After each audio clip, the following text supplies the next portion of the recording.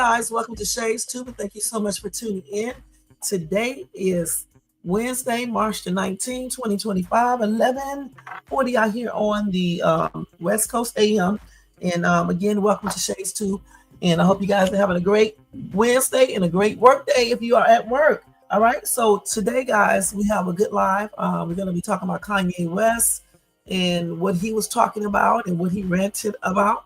Also, we got some information on Tony Buzzbee. And I want to talk to you guys about the dude that was executed in the gas chamber in Louisiana. So y'all get y'all something to eat, drink, and relax and seat. You know what I'm saying? And take some time out to chill with Shades Tube.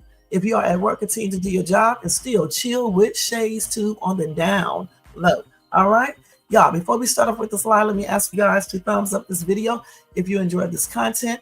Also, if you are not subscribed to the channel, please subscribe below and hit that bell notification so you can be notified of any upcoming videos. Make sure you share and leave a comment. Again, thumbs up, which is like, subscribe to the channel, hit that bell notification, share, and leave a comment. And I want to say thank you to everybody who made it possible for me to reach 6,000 subscribers. I really do appreciate each and every one of you guys. And welcome to all of Shades Tube's new subbies, and thank you to all the subbies that's been with me for the longest. All right. Let me go ahead and hold on for 1 second. Y'all, let me get my water. I forgot to get it. I forgot to get my water, you guys. I sure did. Okay. Now, if you want to show additional support to this channel, guys, you can do that by buying yourself a membership for $4.99 per month. And that membership allows you to be included in contests, giveaways, or whatever. Plus, you get a chance to see the special members only lives. And let me tell y'all straight up, soon enough, when I do the members only lives, I will only keep them up for like a day, and that's it, a day or two, if even that. You know, so you guys have to cop yourself a membership if you want to see those member only lives, and if you want to be included in the contests or giveaways. Okay. And also, if you want to show additional support other than that, you can do a super chat or a super sticker, or you can do a Cash App donation at $2 Shades Tube on Cash App. All right. So let's go and do this copyright disclaimer under Section 107 of the Copyright Act of 1976. Allowance is made for fair use for purposes such as criticism, comments, news reporting, teaching, scholarship, education, and research. That entire copyright disclaimer is in my description area. Part of it is scrolling across the screen, and it will be in my comments section once this video is over. All right. All right. So we are getting ready to get started. Welcome to everybody in the bushes, everybody who is watching this in the replay. Welcome to you over here in the chat. We got Jermaine in the place to be. What's up, Jermaine? Thank you so much for tuning in. And of course, he has this up here, guys, again, for you guys to see. All right. There you go. Okay. And Jermaine, I hope you're having a good work day, and thank you for tuning in. All right. So anyway, guys, we are going to go ahead and start off with this live. I forgot my phone over here. And first, guys, we're going to go ahead, and I want to go ahead and talk about the dude being executed first in the gas chamber. That's the one I really want to talk about first, because like I told y'all before, we're going to cover Diddy and all the other stuff that goes with Diddy and Jay-Z and Tony Buzzbee, but I'm also going to cover, you know, the random topics that I was covering all along. And this one right here really, it really basically made me want to talk about it. Okay. Hey, E-Rock, thank you so much for tuning in. Welcome to the chat as well. Okay, so yeah, Jermaine said all donations are used to pay for show expenses such as StreamYard and shopping halls. Good boy, you got hall spelled wrong. Okay, thank you, E-Rock. E-Rock X. You got hall spelled wrong, huh? It's H-A-U-L-S. Okay, let me tell you something, Jermaine, porcupine head. When you're over here in this chat, you need to make sure that you take your time and write these words correctly. Okay, thank you, E-Rock. I appreciate that. We're going to check you out as well. Thank you so much for subscribing. We will check you out too. Okay. All right. Oh my gosh, Jermaine. Thank you, Jermaine. Okay, thank you. All right. Okay. So anyway, guys, I just had to talk about this topic, like I just said. Let me go ahead and change the banner, because I do this, because everybody don't want to hear certain things. And so if they want, they can go to whatever part of this video they want to. So this is this dude here. Let me see. His name is Jesse Hoffman. I don't know if you guys heard about him. Back in 2000, not 2000, excuse me, back in 1996. Hold on. He raped and unalived a lady. Okay. I think she was 28 at the time. Okay, so yeah, that's what he did back then. I'm going to tell you about what he did, and then I'm also going to tell you about what happened. Okay. Let me just put this up here right quick. All right. I really should have wrote this a different way, but I'm going to tell you straight up, y'all. I'll be rushing when I be doing this live. Let me turn this music down just a little bit. I like hearing music in the background, but it seems like it's a little bit too loud. So let me turn it down a little, just a little to 10. Okay, that's good right there. Okay, so let's go ahead and go over this Jesse Hoffman case really not too quick, but quick enough. Okay, so this is the dude right here. This is what we're going to talk about today briefly.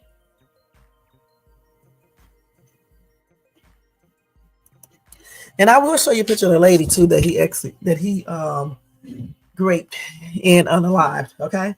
Anyway, this inmate in Louisiana passed on after choking on nitrogen for 19 minutes in what is the state's first execution using this method. And he passed on Tuesday evening, and he did not give a final statement. He did not eat a final meal either. Okay, now, a lot of people argue, I turned it down. A lot of people argue that the gas chamber is inhumane. All right. Now, this dude, Jesse, wanted to I think he wanted to get put to unaliving by the shooting squad. Okay, but they would not let him do this. Now, the problem I have with this is this right here. If you are on the road, you know what I'm talking about. Why can't you pick the way you want to go? Why is it that you have to basically let them choose it? If you want people to shoot at you and unalive you, why can't that be done? Why can't it be done? Why does the state or the federal government or whoever determines this, why can't they let you just choose which method? So anyway, let me tell you about this anyway. So Jesse Hoffman Jr., he was only 46 years old. He was convicted of the 1996 rape and murder of Mary Elliott in New Orleans. Now, he was strapped to a gurney and forced to breathe pure nitrogen gas for 19 minutes through a full face respirator mask, similar to the protocol used in Alabama before he passed around 6:50 p.m., according to NOLA.com. So let me just break this down. I don't know how they just wrote this. So I guess they're saying that this was used before. You know, they used this before in Alabama. Okay. You be quiet. Nobody asked you about all that. Okay. Now, Hoffman requested a humane unaliving. He filed an appeal for a firing squad or a drug cocktail, typically used for physician-assisted unalivings. And I don't understand. And I know the person he unalived did not have a choice. Okay. However, you guys, I still believe you should be able to choose which way you want to go. Why is it a big deal? Because at the ending result is that you're going to be unalived. All right. So in Louisiana, the approved methods of execution are lethal injection. You know, that's when they put the medication through your veins or whatever the case is. Nitrogen hypoxia and electrocution. Now, Jesse no longer looked like he used to look when he was 18. Of course he did, when he unalived Molly Elliott. And his attorney, Cecilia, she desperately attempted to prevent Hoffman's unaliving via nitrogen, the gas chamber. Okay, because it's kind of seems like it's a kind of inhumane because 19 minutes breathing in that stuff. I mean, in my opinion, guys, unaliving is unaliving. I mean, if you wanted to be shot, then you know what? I mean, you could do that. Hey, Ryan, what's up? What's up? What's up? Thank you so much for tuning in. Y'all make sure y'all check out Ryan 222 Graph. Show him some love and support. I'm doing pretty good. How are you, Ryan? So in my opinion, like I just said, I mean, he wanted to be shot to unalive. Why couldn't they have done that? Because personally, I'm going to be perfectly honest. I don't know if I would want to be in a firing squad. I think I would have probably wanted the lethal injection. You know what I'm saying? So I don't understand why they couldn't let him do that. Because again, unaliving is unaliving. Does it really make any sense? I mean, I know why he probably didn't want the gas chamber, because why prolong it? Put their butt, if their sentence is DEATH, just go ahead and do it and be done with it. Who wants to sit here and watch this man do all of this stuff? It's just plainly crazy. So anyway, the state was able to execute him by pushing out a new protocol and setting execution dates to prevent careful judicial review and shrouding the process in secrecy, according to, I think that's his lawyer. Yeah, his lawyer, Cecilia Capel. So Jesse Hoffman, he lost another last-minute appeal to not pass on by nitrogen gas asphyxiation and was put to, at the state penitentiary in Angola. He attempted to argue on religious grounds, saying that breathing gas would violate his Buddhist beliefs. Now, I did read some comments, and somebody said in the comment section, why didn't he use these beliefs before he unalived this girl, this lady? The thing is, back when he was 18, he probably wasn't a Buddhist. That's the first thing. He probably found that religion while being incarcerated 20-some years, okay? Period. This is like 1996. It's like 20-some years later. Okay, so he's a different person probably. He was a different person. He probably found that religion right there in jail. Now, anyway, in the hours leading up to his unaliving, Hoffman was visited by his family, including his wife.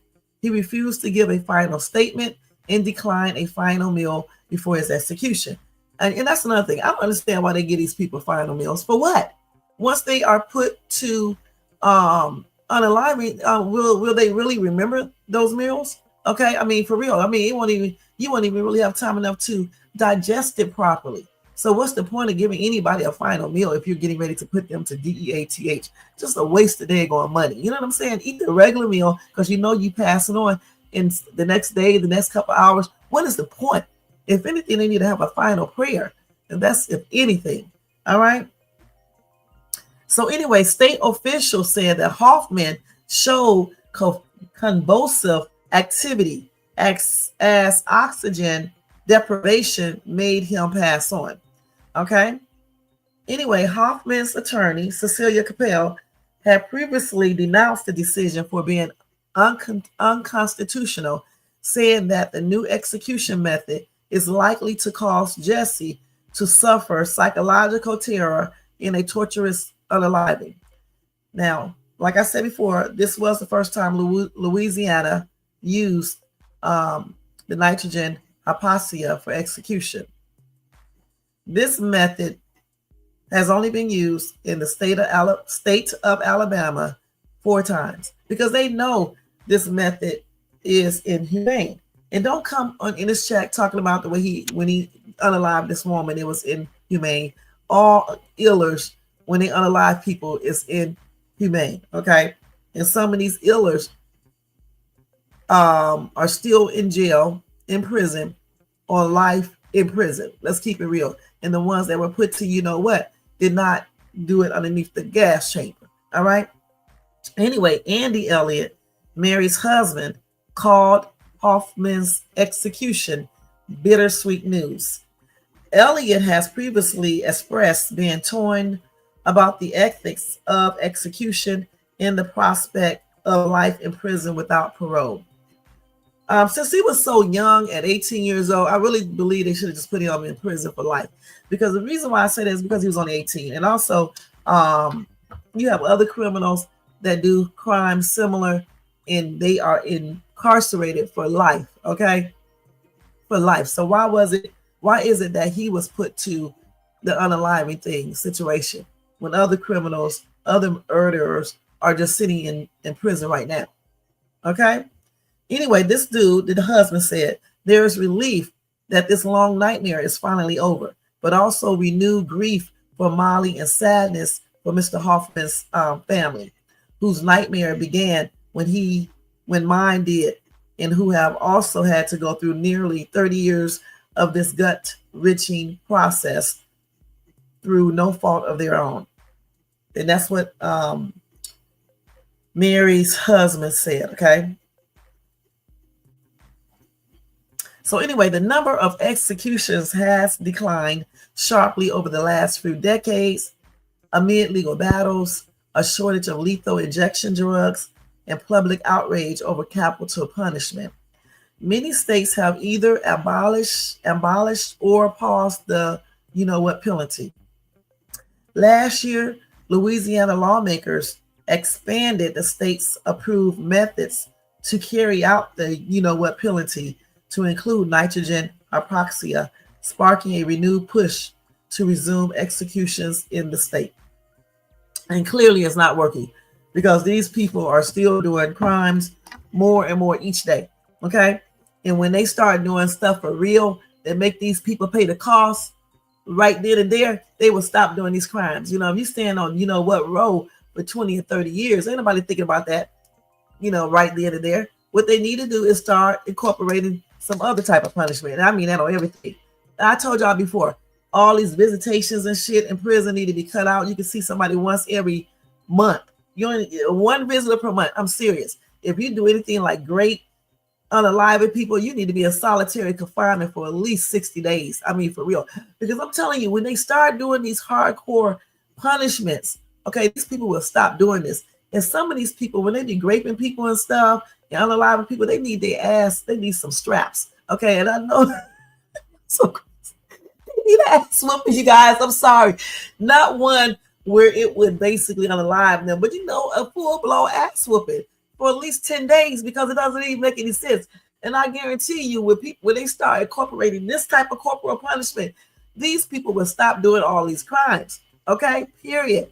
Incorporate some home training in these people when they be doing these weird ass things, and stop giving them all these little privileges in jail. These people in prison, they be up here on damn TikTok and shit, doing videos and stuff. You know what I'm saying?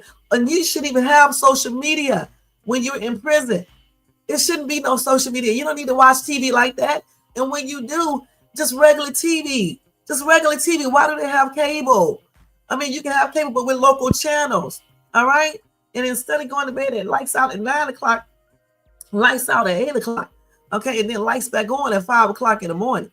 All right? Because when you go to prison, you go in there because you are like on a punishment. So it should be a punishment. All right? And all this, you can just play these sports games and stuff in prison against this team, against that. No, that should be cut out. No. You can still do exercise, but all these sports games and stuff, no. You can still play friendly matches outside, but we're not going to have no real matches unless y'all do it amongst yourselves. It's just too many privileges in prisons. And when they cut all this stuff out, they won't have to worry about all these crimes and stuff and stop letting these people get off on probation and shit and get out of jail on parole. When your ass unalive somebody, you need to be in jail, in prison forever. You don't get a chance to be paroled. Okay? The only time you can get that chance if they don't know for sure that you actually did it. You know what I'm saying? But if they have concrete evidence, you don't need no parole. You don't need no probation. You don't need all this stuff. You need to be your ass in solitary confinement for at least 60 days, like I just said, if not 90 days. And you don't need to have any visitors or anything. You can have a phone call. Yeah, you can do the phone call because you took somebody's life. So your life should be basically almost taken. Okay, not the F penalty, but taken. Your privileges. You shouldn't have those privileges. You shouldn't be able to have visitors and stuff and get married in jail and having, what in jail and all this other weird stuff, getting drugs and stuff, buying shit and stuff. That should be cut out. That should be cut all the way out. Right. It's easy to find. Oh, you say it's easy to find God, right? It's, of course. But the thing is like I just said, okay, they need to cut out some of these privileges when you're incarcerated. Because when you do crimes, especially murder, rape, molest, you know what I'm talking about, and things like that, and torture and things like this, weird shit like that, you lose all of your little privileges. You should lose most of your rights. I don't know why they do this, and didn't wonder why the crime rate is still high. Why people are just doing so many crimes all the daggone time. They don't do nothing. Nobody cares about no death penalty when they can, got to wait 20 or 30 years and do appeals and everything else. That's crazy. Let's look and see something real quick. Hold on. And like I said, with this gas stuff, I think it's controversial because it takes so long to unalive the person, okay? And it's kind of like probably, like she said, torturous. Let's just put it like that. I'm not even going to show you a picture of it because I don't know. All right, let's see here. I'm doing a live. Hold on for a second, y'all.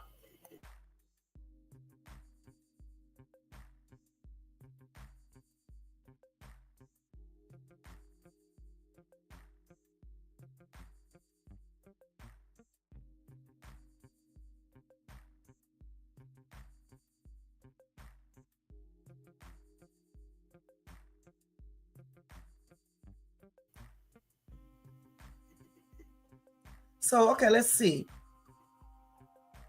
So, okay, so that nitrogen gas, as we already know, it causes you to basically choke, okay? You are deprived of oxygen. So, if you're deprived of oxygen, you're going to breathe in that 100% nitrogen because your automatic reflex action, even if you try not to breathe, your automatic reflex action is going to take over and force you to breathe because it does not, your body is trying to keep living. So, without the oxygen, your cells in your body, in your organs, cannot function, okay? And then they will ultimately shut down. But that's a process that you have to go through, all right? That's a process. And thank you, Ryan, for that membership as well. It's a process you have to go through, okay? The body has to go through. And so it's going to take a while, all right?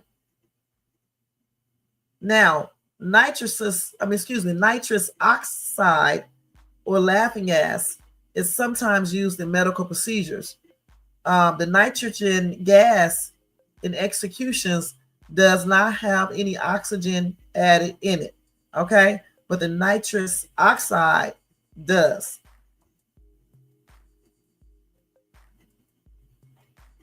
So nitrogen hypoxia is something that the state officials have deemed the method. It is not a medical term. And this is according to Dr. Joel Zivolt, who is an associate professor of anesthesiology at the Emory University School of Medicine.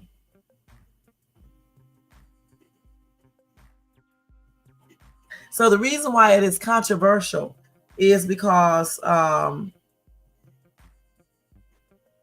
they think it's cruel and unusual punishment, okay? And they did use this the first time when they executed Kenneth Smith in Alabama.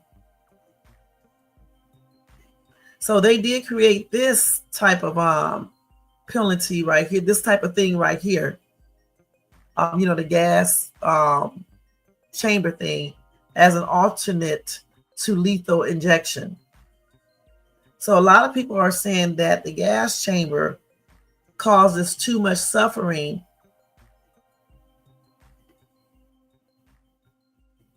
and they said because the lack of oxygen in the environment is distressing. Distressing. They don't even use this when they put animals to sleep, okay? They don't even use that because they said it's too cruel and it's unusual punishment. So again, I don't know. So the eyewitnesses who saw Kenneth Smith, pass on when he was in the gas chamber, they described him as writhing, convulsing, and struggling for air for several minutes before he passed on. So that's why they call it cruel. And again, I don't understand why they just didn't let this dude choose the way he wanted to be unalive. I mean, the ending result is that you're still going to be unalive. And even though shooting somebody, a bunch of people shooting, for me, it's still, something that you're going to be experiencing pain and all that. But I still think that it's probably quicker, and if that's what he chose, I don't understand why they didn't let him choose it.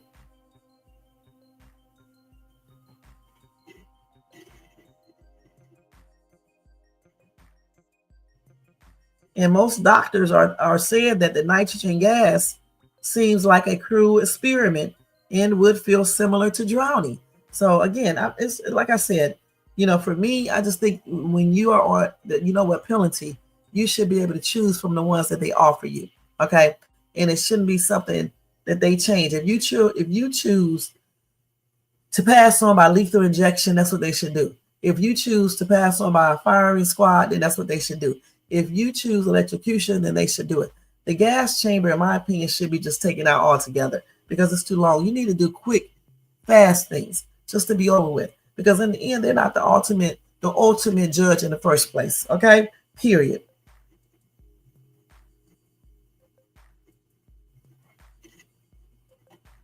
Now, one doctor did say, an anesthesiologist and clinical researcher from California, did say that inmates should rapidly lose consciousness when they breathe nitrogen gas. But we already know that's not true because they just said this dude was, trying to breathe and he was forced to breathe in the nitrogen, and this lasted for about 19 minutes. He did not lose consciousness.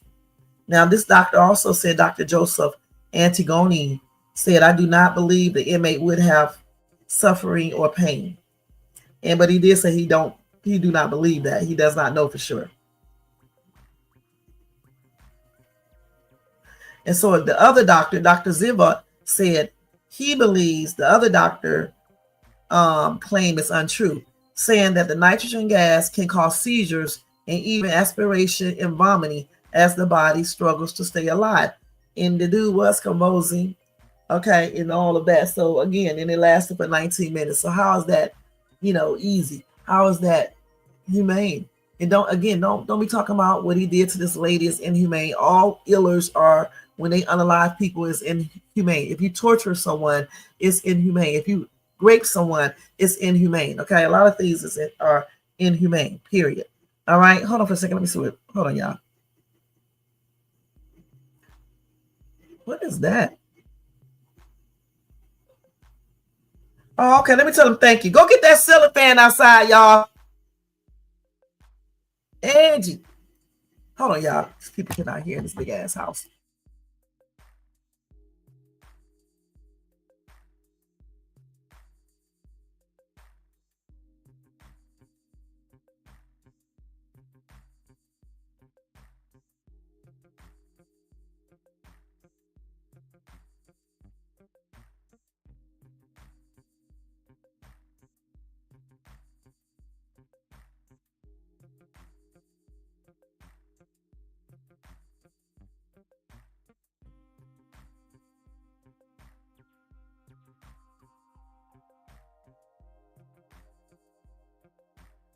Sorry about that, y'all. They dropped off the ceiling fan. I was gonna put a new ceiling fan in my bedroom. I'm gonna talk about this house afterwards. These people who stay here did not take care of this house. I'm gonna be perfectly honest. But anyway, getting back to this. He also said, hold on. He said it does not unalive you quickly. It is true that a human will pass on without oxygen, but it may take upward to 20. It may take upwards of 20 minutes. And that's what he went 19 minutes, like I just said. He also said factors like the potential for air to leak through a gas mask or an inmate holding their breath during the execution could prolong the amount of time it takes for someone to pass on. Okay. This doctor also emphasized that not every tissue in the body is equally susceptible to a lack of oxygen.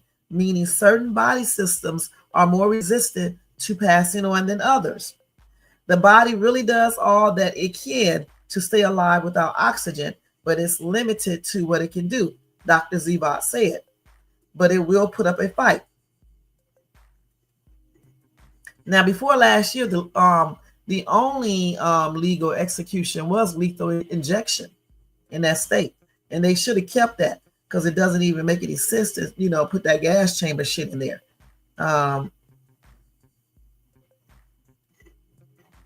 So he said Governor Jeff Landry and a new Republican-led legislator were eager to restart executions upon taking office last year, saying they were important signs of justice for victims' families. They added both nitrogen gas and electrocution to the list of legal execution methods in 2024. Louisiana previously outlawed execution in 1991. However, nitrogen gas is currently the only option for the state.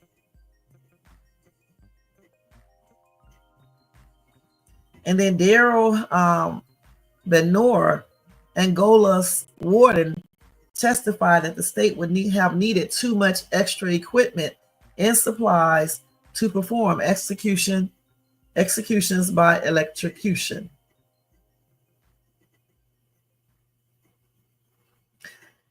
So again, in the Alabama's first nitrogen gas execution, eyewitnesses described the scene as violent, as Smith sand thrashed around, writhing under the straps of the gurney he was secured to.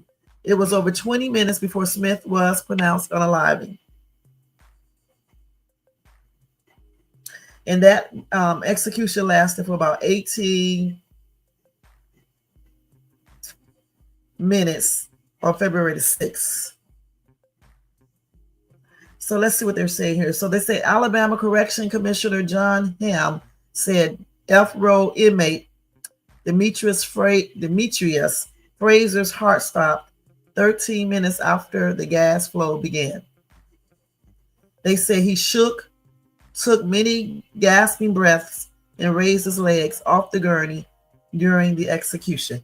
Honestly, guys, the gas chamber, in my opinion, is just not something they should be using. Okay, but the F penalty. Honestly, they should just be using something that's more simpler. If people want to choose which way they want to go on, then I think they should be allowed to do that.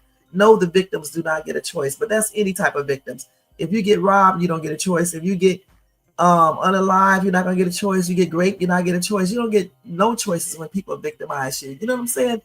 But still, I still think, the ultimate judges in the prisons should give, the ultimate judges here on this land, should give a person the opportunity to choose which way they want to go, point blank. Now, Jermaine said, no, they shouldn't get a choice because their victims did not get a choice. Okay, he said, this ain't no Burger King. Okay. All right. So, like I said, everybody have their own opinions regarding that. And so that's what Jermaine says regarding that right there. But again, like I said, I think, you should have a choice. All right. I think you should have a choice which way you want to go. And that's just how I feel. Let me read, let me go back to this other thing and read some of these comments. Hold on. They want to tell us about firing squads. Now they said he wanted to go use the firing squad, and they said that was horrifying and violent too. But if that's the way he wanted to go, he wanted to be shot down. Well, they should have done that. Like I said, I think all of them are, somewhat, violent. But if that's what your sentence is, then that's what you have to go through. But I still think that you should be allowed to choose which type of process you want to go through, whether you want the firing squad, lethal injection, or electrocution. I think the gas chamber should just be out of that altogether because it lasts too long. 19 minutes is a long time. You know what I'm saying? Watching somebody. How can you, do the people who watch this, do they have any conscience later on about this? That's what I'm trying to figure out. See, when they do the firing squad, nobody knows which person bullet unalive the person. Okay. But I guess they do the same thing with the nitrogen. Maybe it's a bunch of people pushing the switch, but still, I don't know. I don't know if I can do that, because for me, it's still, I just don't want to be involved in that. They need to do stuff automatically, and I just don't want to be involved in that right there. That's crazy. So let's see. Somebody said Buddhist beliefs. Ha ha ha ha. Yeah, okay, buddy. Nice try. Now this is what I call justice. Okay, Robin said this is wicked. Pamela said, I wonder how he's enjoying hell. Pamela Jones from Clarksville, Texas. The thing is, we don't know if he's in hell, right? I get so sick of people saying automatically that they know people are going to hell when you don't know for sure. Because the thing is, he was incarcerated for 20 something years. He did this at 18. He was now what, 46, 47, somewhere around that age. Okay, so all throughout that time, he could have had the opportunity to ask for forgiveness, to get saved, or whatever. And so if he did all of that, then he wouldn't be going to hell. All right. And just like when he passes on, he can go to hell. That applies to everybody, including myself. Okay, I don't know what you guys' religion is or whatever the case is. I don't really care. The thing is, if you're not saved and you don't accept Jesus Christ as your personal Savior, confess it with your mouth, believe it in your heart, you're going to hell too. So it doesn't really matter. And it doesn't matter about what people think. Because if this dude got saved, accept Jesus Christ as his personal Savior and all the other stuff that comes with it, then he's not in hell. But if he didn't do that, then he is, whether he unalive somebody or not. You know what I'm saying? Because the Bible does talk about certain things. It talks about murder along with other sins. And I promise you it says something about a murderer, a liar, is like whatever. You guys need to go look it up. So I think the Lord look at sins differently than we do. So I get so sick and tired of people talking about people going to hell when they just don't really know. Worry about where you're going. Okay, worry about if you're going to heaven or hell. For real. Because if you are not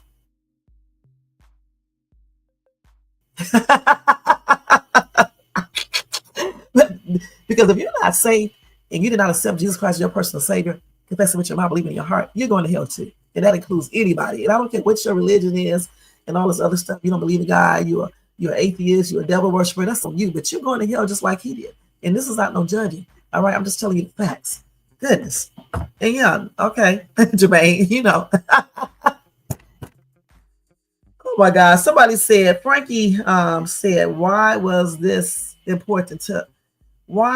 important to tell us this? Well, if you saw the title of the article, Frankie, and if you did not want to read it, you should have read it. Gosh. Yeah, I agree with you, Haley. Haley said we'll suffer psychological terror. And she said, what, after he's already unalive? What a terrible argument. I guess the doctor means while he's experiencing this, the gas, nitrogen stuff, he will experience psychological terror. But I mean, for me, it doesn't make any sense, because once he's unalive, he's not going to remember anything. So they could have used something. It just says inhumane, period. We don't want to watch him wither around, going through convulsions and stuff like that. We just want to go ahead and pop, pop, pop, pop, or put some medicine in him or whatever the case is and be done with it. Okay.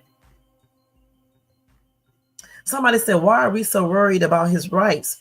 Have we forgotten what he did to an innocent woman? Get real. Well, the thing about it is that regardless of what he did to a person, you still got to worry about his rights, because they still have certain rights while they are incarcerated. Now, mind you, I did say some of those rights need to be taken away, but I'm not talking about rights that will, give them, the inmates hospitalization. They can be able to eat and things like that. I'm talking about all these free privileges that they do when they have all these damn visitors getting married in jail or prison, doing pimp house shit and all this other bull stuff they're doing TikTok videos and YouTube shorts and podcasts from prisons. I'm talking about those type of things. Okay.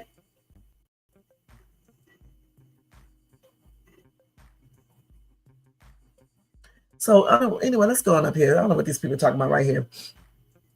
Okay, so guest said, I wonder how long his victim suffered after being brutally raped and murdered. Seems he got what was coming to him, no sympathy. Again, definitely no sympathy. I'm pretty sure he was getting what was coming to him being incarcerated all those years too. Again, you got to keep in mind he still was only 18 when he did it. Okay, so That's just something to be discussed further. Okay, point blank. 18 is still a kid. It's a teenager, basically. I mean, they're grown, but they're still a kid. People do weird shit when they're kids. Not condoning what he did, because he should have never done what he did. But people do change, after 20 some years. That's why I believe if you're going to sentence people to, it needs to be done immediately. I don't think anyone should stay on the penalty on that, on Roe. On Roe. I don't think they should stay on that for 20 years, for 30 years, for 10 years, for 5 years, for 4 years, for 3 years, maybe 3, to make sure the person did it. But after that, let's just say 5 years. After 5 years, it should be done. All right, point blank. Old Glory said 19 minutes is not long enough. They need to make it where they suffer for maybe a whole day, and it needs to be right after they commit the crime. If 100% guilty of the crimes, skip the trial and start the suffering. Well, somebody said, did you feel that way about slavery? Okay. Anyway, people are crazy. Anyway, I don't know if I agree with this 100%, because sometimes it takes them a while to find out if someone is 100% guilty. That's why I say at least give them 5 years on the road. Okay. Because you have a lot of prisoners that are incarcerated and they are not guilty, and then they find out years later. So at least 5, some cases maybe even 10, but I say no longer than that though. And I think you do need to have a trial, because you don't know if someone is 100% guilty or innocent until you have a trial. And as far as start the suffering, if they take away all of these extra amenities in prison, in jail, that would be suffering right there. Because I'm telling you, a lot of people will probably be demised from that, because human beings need certain things, okay? Interaction with other people and things like that. You can still do that, but once a month. You don't need a visitor every week. You don't need a visitor 2 or 3 times a week, okay? 1 time per month. That's all you need, because you should be thinking about this stuff before you do a crime. And then these murderers, rapists, and things like that, traffickers, organ people who like to harvest organs and things like that, people who like to put people in slavery and shit, things like that, they need their ass whooped, y'all. I'm sorry. They really do, every single day, on their asses, for real. Okay, and when they start doing this and taking out, you get a chance to smoke cigarettes, you get a chance to get some beer, you making your own beer and alcohol in jail, in prison, you have an ex with other people with same, all this shit need to be cut out. You've been able to do stuff with guards and shit, get guards pregnant while you're in jail and stuff in prison. All of this stuff need to be cut out. Paying people to do stuff for you, all these excessive phone calls and shit. No, podcasts from prison, cable TV, all of this stuff need to be dead going just out of the picture, point blank. You can go to church, you can do that, okay? You can work, and they need to put their ass out there and make them do some working too. Not these hardcore criminals. They need to work inside the jails, you know what I'm saying, in the prisons under strict supervision, not those crazy ones though. So it would take a lot of money to do what I'm talking about. I'm pretty sure of that. But I'm just saying they need to do some things to reform that system to make people think twice about doing crimes. When you do stuff to make people decrease doing something bad, it probably will be a reduction in it. Okay, point blank. But as long as you make people think going to prison is not as bad, going to feds is not as bad. You hear people online basically bragging about being in feds custody. Who does this? Or being in prison? You know why they brag about it? Because shit, they know when they go in there, they still can go buy contraband that they should not have. They can still go in there and have SCX. Some of these places even allow, what you call those business? I forgot how you pronounce it, with the C, it started with the C. They even allow that, okay? Getting married while you're incarcerated, all right? Having pen pals and stuff, doing videos and stuff. This should not be happening. You said state property doesn't have rights. They still do have rights. You allow that. They do have basic rights, all right? I looked that up before. The state has the power to regulate and manage state-owned property for the benefit of the public. No one is executed without a trial in several appeals. We know that. Blanche Taylor Moore, a lady in my state who unalived many of her husbands, has been on, since 1989. She's 92 years old now. And why is she still on there? Because she's about almost unalived herself right now. And prisoners do still have some rights, okay? Now, I'm going to look it up again, because I looked it up before, so I'll look it up again. Hold on, let me look it up. Oh no, I don't want to talk into it. Let me do it like this.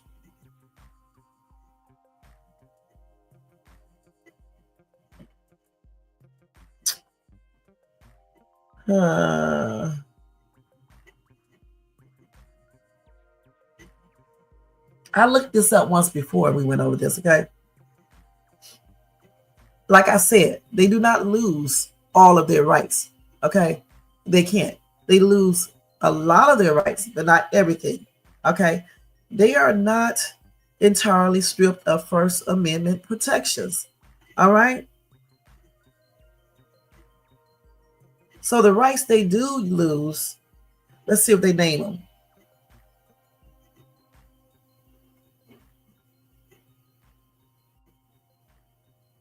They lose rights from having privacy for sure, okay, unless they are having conversations with their attorneys, okay?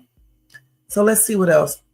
They don't have full constitutional rights, but they still have the 8th Amendment protection from cruel and unusual punishments, amongst other things. Let's see here. They also have the 4th Amendment rights. They have the limited right to be free from a reasonable search and seizures, okay? And let's see what else.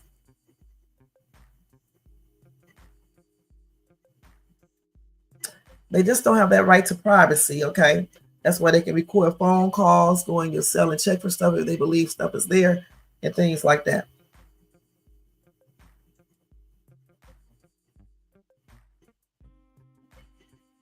Let's see what else they do. And they still have rights to free speech, freedom to practice their religion, and right to access the courts and counsel. They don't lose everything. Let's see.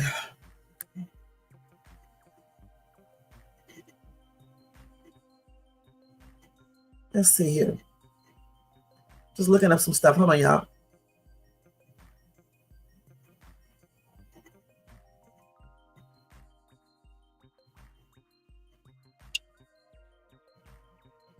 And the only reason why they say that,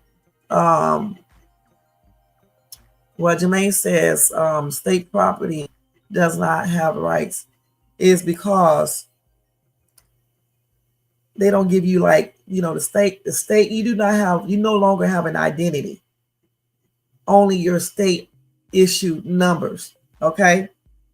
And that's the way you are identified as. So that's why I don't understand why people keep on doing stupid shit to get themselves incarcerated and then get on YouTube and out in the public and brag about it when you are known as number 654321 all the time you were incarcerated. And then when you get out of prison or jail, when you apply for jobs or anything else, they're still looking at you as inmate number 62451. Okay? That's crazy. And this is not used as a derogative statement. It's just basically, you know, letting people know you lost that right to have your own identity.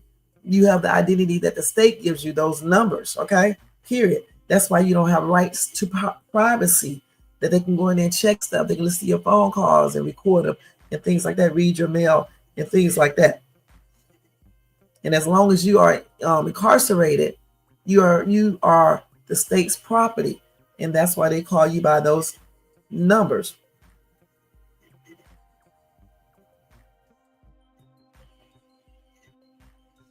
Now, you do have some people speaking against this, but this is a person. Oh, no, he was in corrections. He said, no, they are not state property. He said, property has no standing to file a lawsuit against the state and its agents. When you are a prisoner, you still have that right. That's because all of those rights are not taken. That's why I say you don't lose all of your rights when you are incarcerated. You still have the right to, you know, file charges on the state and things like that, you know, lawsuits and things like that, you know. But in when you talk about legality terms, the legal terms, when they say you are the property of the state, that's what they're saying, what I said before. But you still have certain rights. All of your rights are not taken. Now, this person right here, who is a former correctional officer, he kept on saying, this is the rest of the stuff he said. He said property does not need a minimum 2,000 calorie per day diet. Property does not require shelter, clothes, with necessary protection from enemies. Property does not require access to health care. Property isn't entitled to basic sanitary needs like toilet and regular showers. Property is not entitled to visit the law library, social visits, phone calls, and exercise outside. So again, this is what needs to be cut out. The social visits needs to be cut out to one time per month. Okay, period. Phone calls can be one time per week, unless you're calling your lawyer. Exercises every day. You can visit the law library. He also said property never misbehaves so as to require a due process, which results in the forfeiture of goods and good time credits. Property can't file a grievance. Property was never sentenced by a court after a due process determination of culpability. I guess I said that right. Property can't file an appeal. He said he can go on. He said the correct answer is this. Inmates have been determined to be wards of state. In other words, the state are the guardians and inmates are the children. Guardians are required to take care of their children, just like the state is required to provide care for the inmates. When possible, protect them from harm and ensure their general welfare. Want to know where inmates are? Want to know where inmates are property? Try a North Korean prison. Now I'm gonna tell you straight up, that was a great ass answer. I want to keep that because he works in correction, and that was a good ass answer he wrote 6 years ago. Okay, let me just keep that. Because even though the state says certain things, in reality, I see what he's saying. Okay, a person really can't be property of anyone when you have to supply all these things when they can do all of these things. But I still go back to what I said, that, since the state, says that by legal definition, we still got to remember these prisoners still have certain rights, like a right to a trial and due process, to be able to file charges, to file grievance, a right to have health care, eat, and things like that. Okay. So that topic right there is something that can be basically discussed further. And people are going to say they are state property. Some people are going to say they really technically aren't because they are a human being. By law definition, though, I think that's what they consider them as. But with rights, with certain rights, they do lose many rights, but they still have certain rights, the most important ones. That's what I believe. So, hey, Tony, thank you so much for coming in, showing support. Thank you so much. I appreciate you. Have a blessed Wednesday. DJ Q, what's going on? Thank you for coming in, showing support. Y'all make sure y'all check out DJ Q. All right, and I hope you're having a good work day. You said the U.S. has more people in prison than any other country. People locked up for traffic crimes and drug. It's BS. Okay, well, the thing is that, sometimes people give people drugs, right, and cause them to be hooked on drugs. Also, it causes people to do other crimes. It also causes people to be unalive and other things. So, if you're selling drugs out here, it depends on how much drugs you're selling and what type they are. I think you should be locked up. All right, point blank. No, you don't tell these people to take them. They still made a choice. But the thing is, if that choice wasn't out there, they wouldn't be taking it. You understand what I'm saying? Just like bad foods. They tell people, ooh, don't eat this, don't eat that, but yet they put it out there. All right. Everybody resistance to certain things is not the same. I can resist certain things. I can resist certain things, but certain things, I just can't. So if you got them things out there, I may be more resistant to getting it, just like with drugs, just like with certain foods and things like that. So I think if they, focus on getting rid of as many drugs as they can out here, things will be better. But they're not going to do that because secretly people are making so much money off of this. You know what I'm saying? Then you got the pharmaceuticals that's making money off of this, hospitals and things like that. So yeah, these people who are selling hardcore drugs and things like that, putting people's lives in jeopardy, if they are caught, they should be in prison or jail. It depends on how much they're caught with. You know what I'm saying? How long they've been doing it and what happened when they sold it. Point blank. That's why you go to court and things like that. And the thing is, if it is more people incarcerated, again, you have to look at what caused these people to be incarcerated. Now, we do know we have some people that are incarcerated that are innocent. But I'm going to tell you straight up, a lot of these people who are incarcerated, a lot of these people are just not innocent. Let's just go look at the statistics to that and find out, okay? No, you are that, okay? Okay, let me go. Wait a minute, hold on. Let me go into this because man, you being in trouble. Let me do this. And you're messing up my concentration. Hold on. Let me go look at this real quick. So hold on. Let me look at something. Okay. So what did I just say? I was looking at the statistics for how many people who are incarcerated, and they are probably innocent.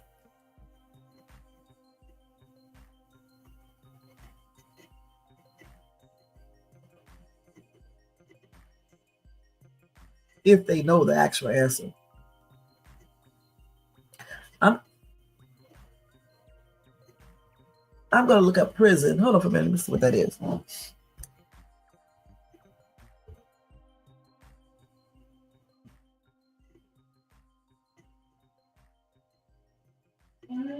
My glasses. I gotta close that up. Oh, let me make sure nothing comes through my window. I don't like bugs. Okay, let's see. There are about 4 to 6% of people incarcerated in U.S. prisons that are actually innocent. So 1 out of 20 criminal cases result in wrongful convictions. So out of those 6% people, I'm going with the highest number, 90-some% of people should be incarcerated.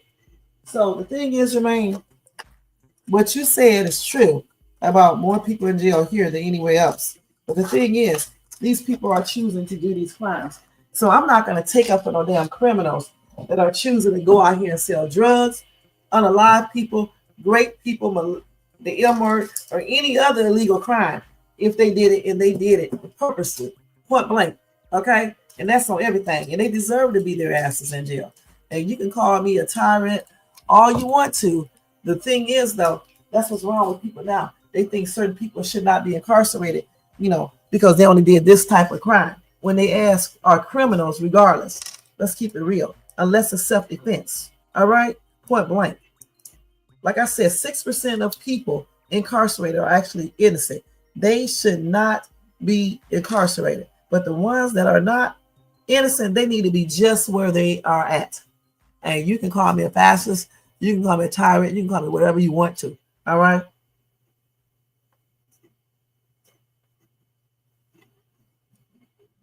Like I told y'all before, over here in Shades Tube, you can say almost whatever you want to, because it's freedom of speech up here. Just don't get disrespectful. All right? That's what this is all about. So Jermaine does not agree with me, like he never does majority of the time. Only sometimes he does. But at least he go ahead and speak his case. You know what I'm saying? So, okay, Jermaine, that's what you think. All right. But anyway, let's see who has the highest number of prisoners. Let's just make sure Jermaine's correct. What country has the most people in prison? According to Statista, the United States is home to the largest number of prisoners worldwide. More than 1.8 million people were incarcerated in the U.S. at the beginning of 2025. Okay, so they did say the U.S. In China, they said the estimated prison population total 1.69 million. But the thing about it now, can we say these numbers are actually true though? Because does this include different countries in Africa that does not have true statistics? Can we really say that? Because it's a lot of corruption there. So I don't know for sure, if that's 100% true that the USA has the largest number of prisoners worldwide, because some countries can't do their statistic 100%. You know what I'm saying? I don't know if that's 100% true or not. I just don't know.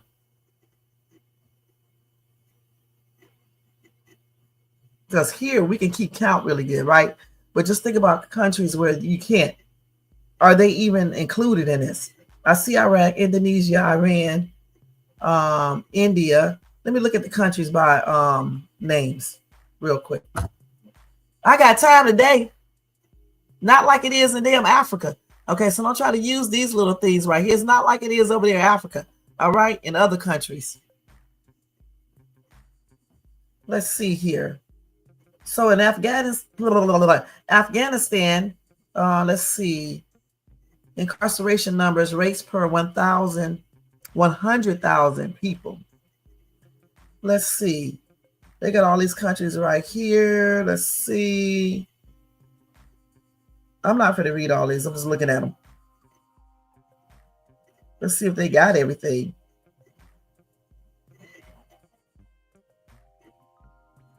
See. They got a lot of them up here. Yeah, they got that up here. North Korea, they don't even know the number 100%. They got a question mark. I still say some of these countries may not be 100% true, accurate, because some of these places don't even take, true statistics. And I learned that from having friends in different countries and stuff. There's a corruption.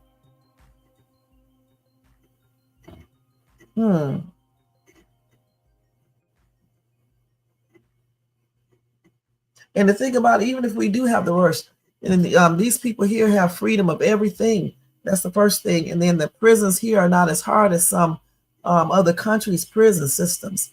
Okay. And we have due process and all types of stuff in the USA. So it's many different reasons why that the USA rates as the highest, as having the highest incarceration rate. All right. Let's see what they got right here, which is plainly ridiculous when you look at these numbers. Damn.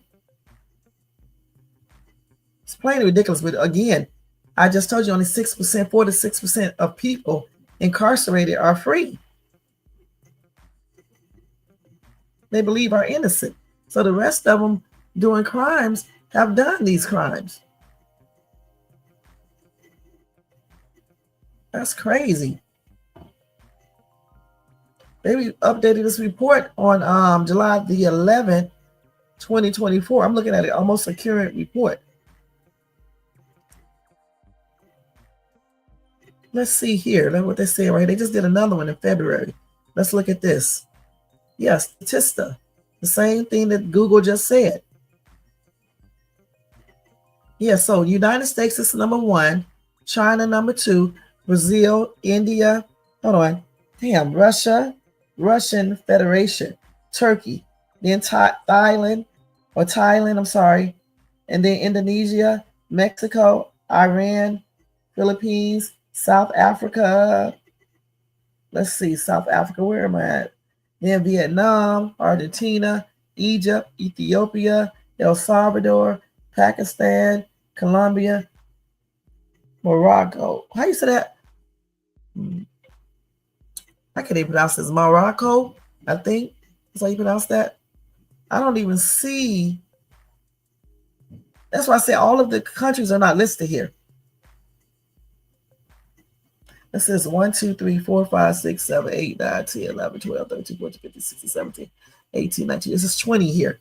Okay. So those are just 20. They didn't list everything, everyone. On the other one I was looking at, it had everything. Yeah, so USA just needs to toughen up those daggone laws.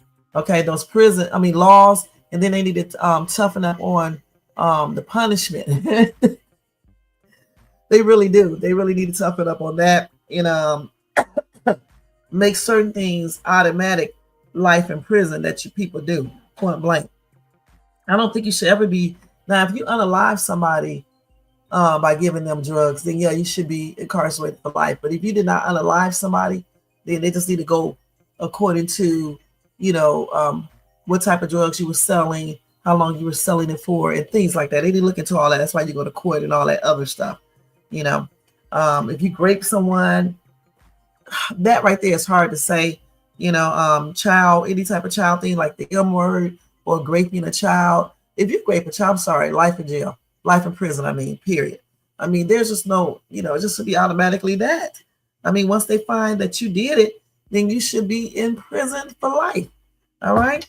And then like these murders and stuff, it just depends on what you do, what type, you know, just it depends on many several factors with that. And then of course, I'm not really for the, you know what, penalty, but in some cases, you know, it just, you know, I hate to say it in some cases, but I still think they don't need to include the gas chamber. All right. And stuff. I'm not for the you know, that penalty thing. You know, I'm not for that. But in some cases, though, some people really push the envelope. You know what I'm saying? With some of these things they do. But I think if they tighten up on stuff and if they change some things, you may not even have as many people doing certain crimes to even put them on that road. I just don't believe it. I think if they put fear into people, you know, if they make people afraid to go to prison, okay, I think people will stop trying to, they would stop doing certain crimes. Point blank, I really think they would, you know. But we don't, people are not scared to be incarcerated. And this is why they don't care about doing stuff. This is why they don't care about taking people's lives. But they don't care about breaking in your house, doing anything. They don't care about doing anything to kids or anything, or trafficking or organ harvesting, because there's no real repercussions. It should be just tougher repercussions, in my opinion. They got repercussions, but I think they should just be tougher. Maybe I should have said that. You say excuses, excuses, excuses. Okay. More laws. Yeah, they should have not more laws, but what I meant to say is tougher laws. Just more tougher. You know, when you do, like I said, when you do crimes where you take other people's lives, that's once they find that you actually did it, that should be automatic life in prison. And your life in prison should not be the same as other people's life in prison that didn't do, you know, a murder. You see what I'm saying? And I think they need to spend time in solitary confinement. I really do. If a person knows that they're going to go to solitary confinement for a minimum of 60 days, maybe even 90, I think a lot of people would think about things they do. Now, if a person is crazy, that's totally different, because some people do crimes like that, murder, because something is wrong with them mentally. And that's why that system too needs to be restructured, because a lot of people are walking around here, they need to be in a mental institution, or they need mental help for real. They got these bootlegged ass counselors, some of them, not all of them, that don't really do anything but inject people with pills. You know what I'm saying? The medications, you know, medications and stuff, you know, and that stuff, you know, it helps people, but at the same time, it's masking things at the same time. You know, you need to really sit down with people and really find out what's going on with them. You know what I'm saying? I mean, really, really talk to them. But, you know, these people, these counselors and psychiatrists and things like that, they be having so many patients. Like I said, this whole system is probably hard to do all these things that I'm talking about. I'm probably in fantasy land. But the thing is, I think they can make a start at doing some things, because I do think if they did take a little bit more time with mental people, the ones that can be talked to, I think you can probably help them a little bit more versus just, you know, pumping them up with medications to mask certain things. They still need the medications, but at the same time, you should be really talking to a person. But again, it goes back to, do they really have enough doctors to do that? You know, psychiatrists, counselors, and things like that. And then some people just do jobs for the money. So, I mean, it's a lot of stuff you have to look into. It's a lot of restructuring they would have to do. But I still think they should start, you know, because clearly what they're doing is not working too well, because the crime rate is still high. People are still doing crazy stuff. I mean, I got a phone full of people doing crimes, you know, unaliving people for whatever reason. And this won't stop until they start making stuff harder. Yeah, fear into your ass. Like some people put fear into their kids, and their kids don't do certain things. Okay, and I'm not, when I say fear, I'm not saying you're gonna abuse these people, or you're making them scared of you like that. I'm saying the type of fear where you will be afraid to commit a crime, because when you go to jail or prison, it's not going to be easy. If you are a criminal, okay, and you commit a crime, and if you commit this crime, you're just going to jail. You're gonna be out. Your lawyer's gonna get you out. You know what I'm saying? You're gonna go to prison, but you're gonna be able to still talk on the phone, still do TikTok videos, still have XCX. You're gonna still be able to smoke, get high, get drunk. Who in the heck is going to be scared to even go to jail?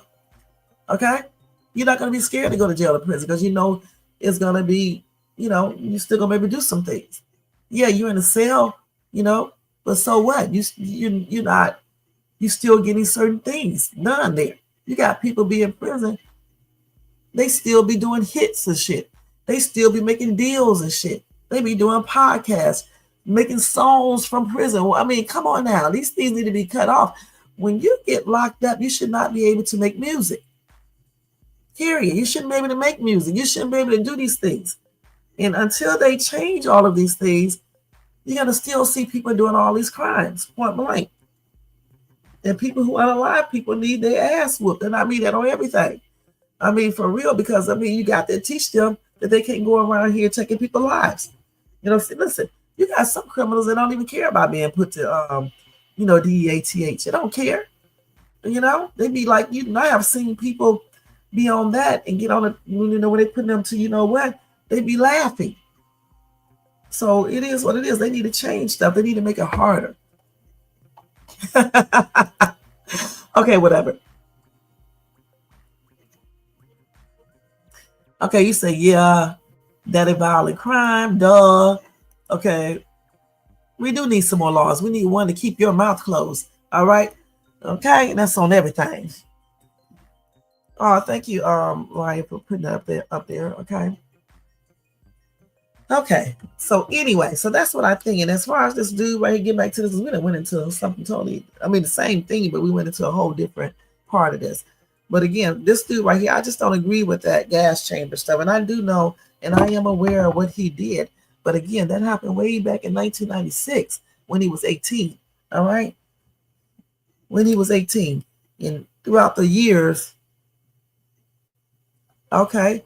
throughout the years, we don't know if he made any progress, if he, asked for forgiveness, or if he regretted what he did, or whatever the case is. You know what I'm saying? That's why I don't believe in being on the road for all those damn years. What is the point of being on the for all those years? Okay, you should only have a number of times you can do an appeal, all right, after they find you guilty. You got 10 years, up to 10 years to prove that you are innocent if you are innocent. All right, 10 years. Why are you on the road for 30 and 40 years? Like that one lady who was 90 some years old, they still try to put her to, shit, her time is going to be up. So anyway, what's the point? You're just wasting up more taxpayers' money. It's crazy. Just like giving people last meals. Last meals for what? For what? For what? You're not going to remember it. Shit. Now, let me look up Molly. I want to just tell you guys about her, because I want to be fair. This is Molly right here, okay? The lady that he unalived. He raped and unalived. She would have been 50-some years old today.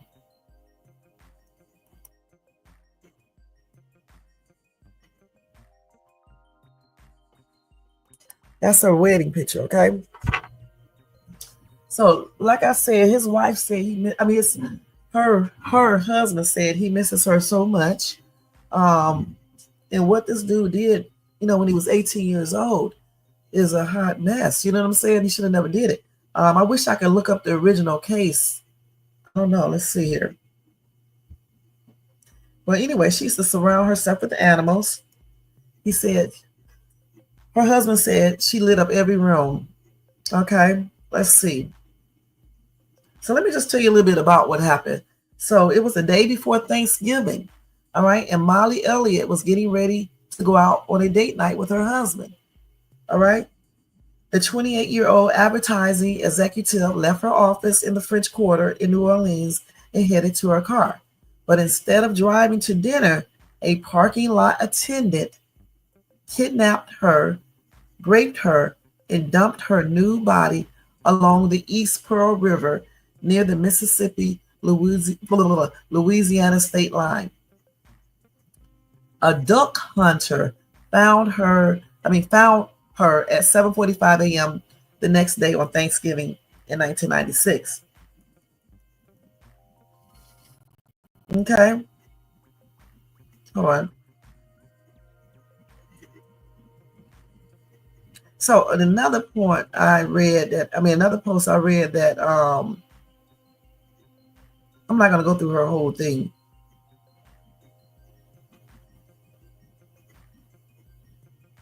Hold on, let me go down because they're going through the whole thing.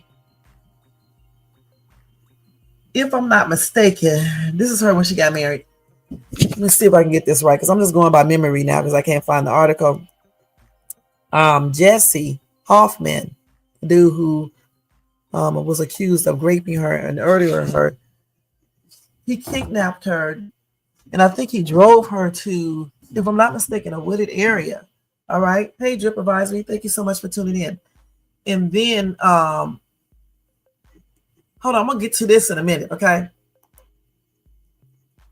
I think he drove her to a wooded area, right? Let me look up the story real quick because I want to get this right. I hate when I be wrong. Let me see.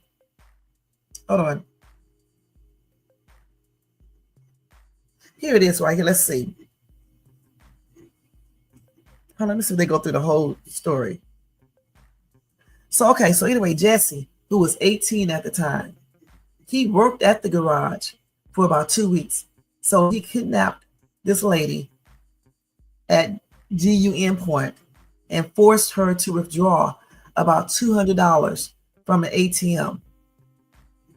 They say even if Hoffman had let her go at that point, the prosecutors said it would have been the most horrific night of her life. I wish he would have let her go, though. Okay, so anyway, the ATM videotape shows the terror on Mrs. Elliott's face as she withdrew money from her account. And Hoffman can be seen standing next to his victim. All right, let's see what else.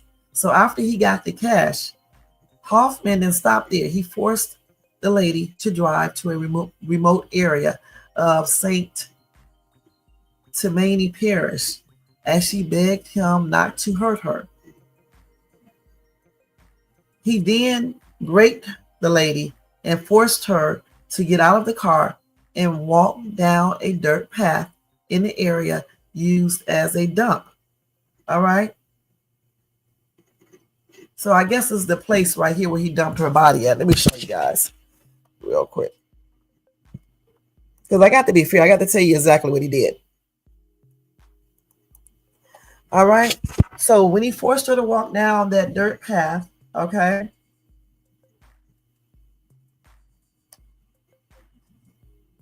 I guess that's where he shot her, okay?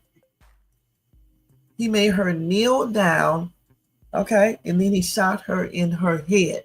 And that's the same way they should have taken him out, okay? They should have made him kneel down and let all those people that does the firing squad go ahead and take aim. That's the way they should have did it, point blank. They should have made him walk down a little path, wherever they do that at, in that room. And then they should have made him kneel down. And then they should have let all of those people who do the exit, the firing squad, shoot at him, point blank. Okay, period. If they want to use that penalty. And that, that right there, that's what they should have did. Now, they did say she probably survived for a few minutes after being shot, but she was left on the dock completely nude on a cold November evening to pass on, which is a hot damn mess. Now, at that time, Jesse claimed he did not rape this lady. He claimed that she offered herself to him. He also claimed that his GUN accidentally went off. Now, a jury rejected those arguments, convicting Hoffman of first-degree murder and recommending that he be sentenced to, you know what. So later on, he acknowledges the crime, and he was deeply remorseful. His attorney said he takes full responsibility for this very tragic, awful crime. He said he is sorry for the family of Molly Elliott, and he wishes to have an opportunity before he passes on to have a face-to-face conversation where he can apologize in person.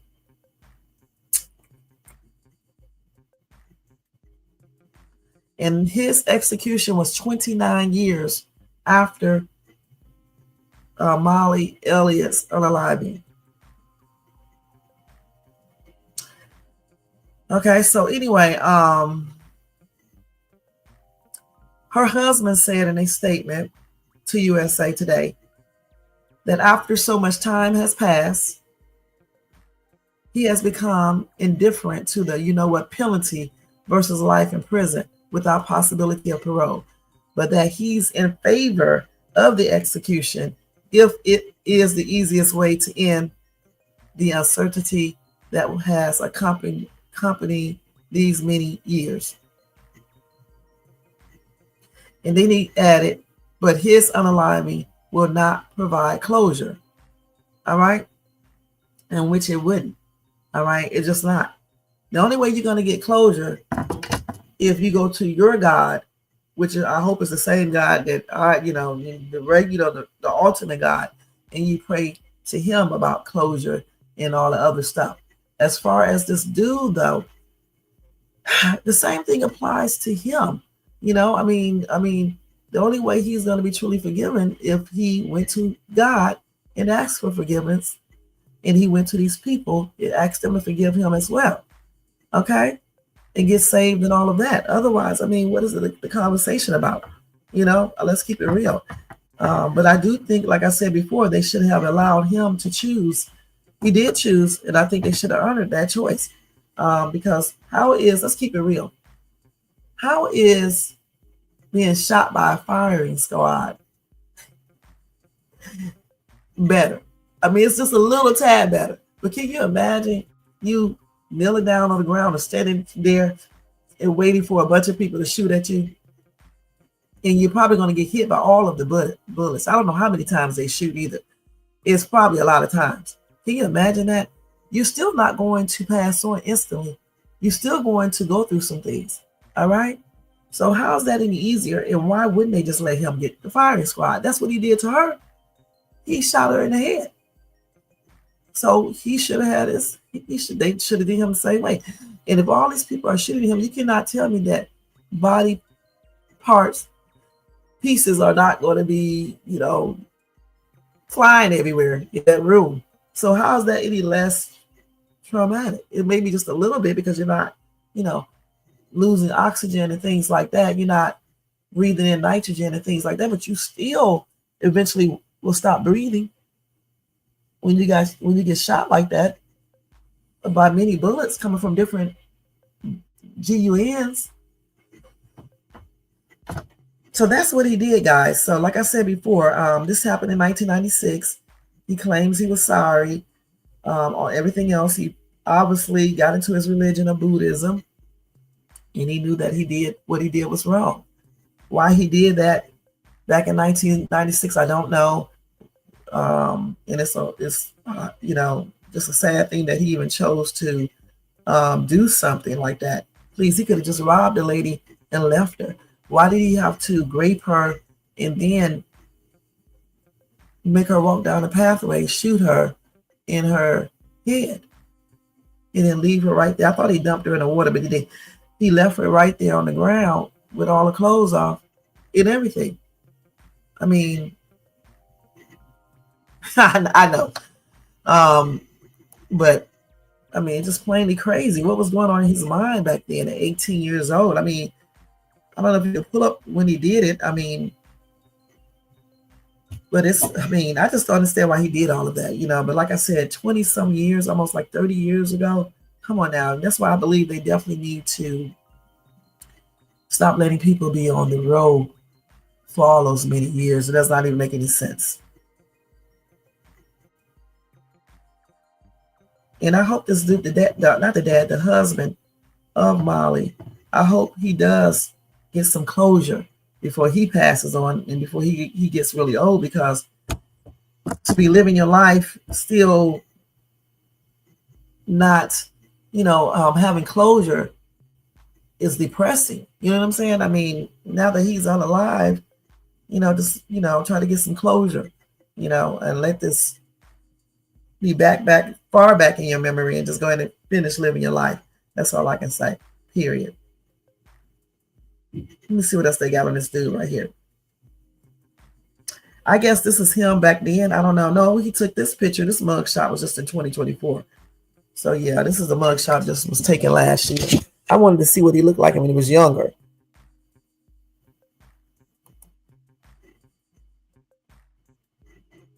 That's a current, somewhat of a current one. The one that I showed you before, that's him.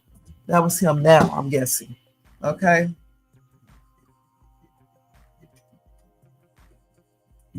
He did a lot of appeals too, I guess. And they dismissed it too. In 2000, they rejected it again in October 2000. They turned it down again in 2012. 2014, it was rejected. 2015. Look at all these appeals. That's what I'm talking about. You know what I'm saying? Goodness. Bunch of appeals. Claiming to see all types of stuff. But anyway, my condolences are expressed out to her husband and family, other family members and stuff. And may she continue to rest in peace. And my prayers are with her husband and family as well. And with this dude's family as well, because I'm pretty sure they did not ask for all of this. You know what I'm saying? And just too bad that he chose that route to take back in 1996, All right.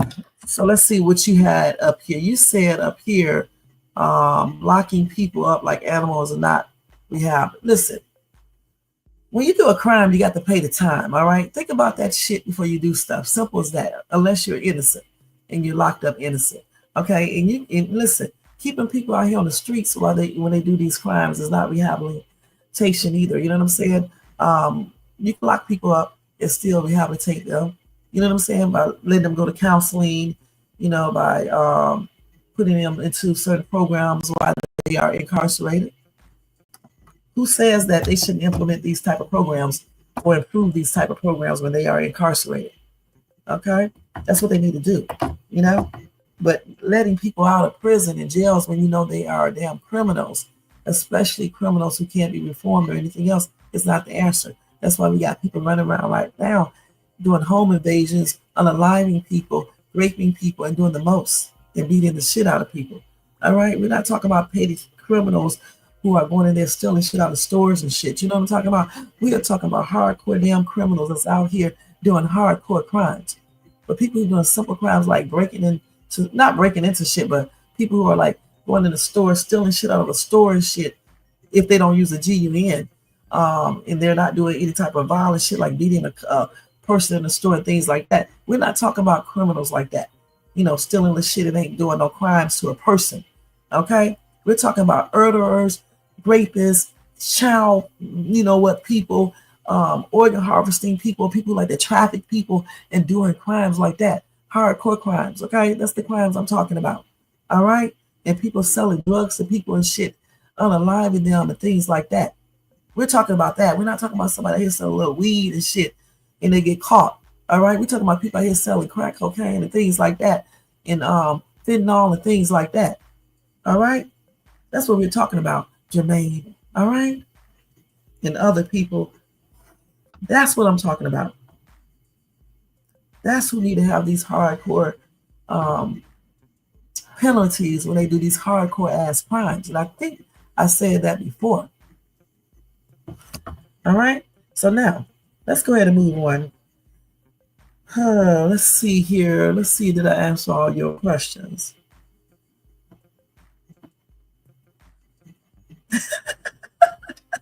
And I am not a cruel and oppressive ruler if I was in charge like that. I just believe in people, I believe in severe punishment for certain crimes to deter it from happening again. to deter it from happening again, point blank. And when they start doing that type of stuff, you know what I'm saying? Then guess what? Some of these crimes won't happen. All right? I don't better do anything, dude. Okay? Okay. I'm so sick of inventory Gene deal. All right. So let's go ahead and move on, y'all, to another topic. We talked about him for 1 hour and 30 minutes. All right. So let's go ahead and move on. If you want to leave comments regarding that topic, you can go ahead and feel free to do that, but make sure you stay respectful. And that's on everything. All right. So let's move on. So next we're going to talk about Kanye West tripping out, because we've been on what time? This is a 1:11, y'all. I'm supposed to be in there fixing up my house. Okay, let's go ahead and do this. Okay, so let me change this right here. Let's take Jessie off of here. Okay, we're gonna do it like this. And we're gonna just edit this. So now we're gonna talk about Kanye West and his little rants and everything else that he was doing. We're gonna put it up here nicely though. Kanye speaks, okay? All right, so let's go ahead and get to this one. This man haven't came yet to fix this washer. So let me go through this one first. So Kanye targets Jay-Z and Beyonce's children in a horrifying rant. Let's see what Kanye is saying here. Hold on, let's see here.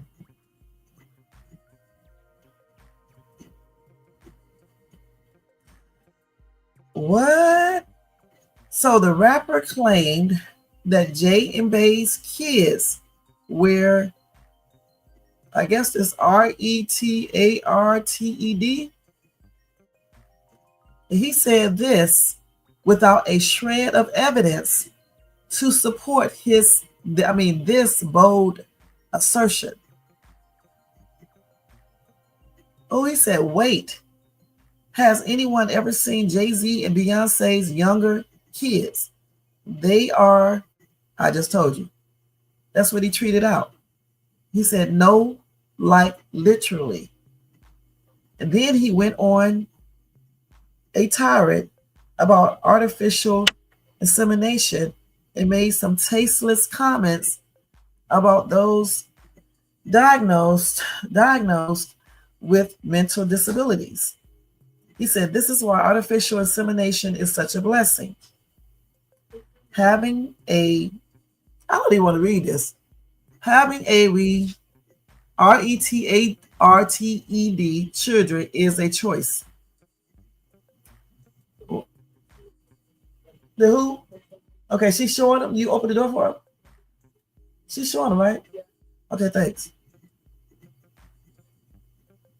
So anyway, he said this was they said the last line was an obvious reference to West's equally controversial comments about slavery being a choice in 2018. Come on, Kanye. Let me show y'all the damn truth. This is crazy. And DJ Academics posted it. What? Why did he say all of that? For real, for real.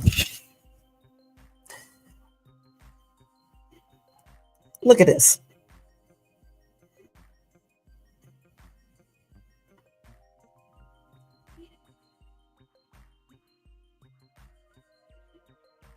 Hope y'all read that. That is a hot ass juicy mess. I gotta get his head for this one. What? I mean, sugar free. Sugar free by Russell Stover. Some pecan delight. Okay, let's see here. Let's read some of these comments first. Wait a minute, hold on. They said hours after deciding to take shots at Jay and Bey's family, Kanye circled back around, threw a few insults at them. He chastised the couple for turning their backs on him and selling out. He said now Jay-Z and Beyonce on the other end. F those KOON as NIGGAS in their entire families. Damn, Kanye. I don't even want to play the video. because he's saying stuff he shouldn't be saying, you guys. All right. Then he claimed that he took the initial post about the Carter children down, not because he was sorry, but because he was worried his Twitter account would be shut down. Hold on. He took it down like Down syndrome. That's what he wrote. He said he took down the post like Down syndrome. So I guess he's saying that you know whose kid has Down syndrome. Kanye West, that is nothing to be joking about. And Jermaine, I hope you're not laughing at the fact about him talking about these little bitty kids. That boy and that little girl, those two twins are like little bitty babies, basically. How old are they? 5, 6? That's not cute. Again, this dude said, now Jay-Z and Beyonce on the other end. F-U-C-K, those K-O-O-N as N-I-G-G-A-S in their entire families. And he claimed that he took down that initial post about the children, not because he was sorry, but because he was worried about his Twitter account being shut down. He said he took it down like Down syndrome. Before that, he said Jay and Bay's kids, the younger ones, are the R word. He said, like, literally, they are the R word. And he said that's why artificial insemination is such a blessing. And he said having kids like that is a choice. That's not good, man. I don't like that.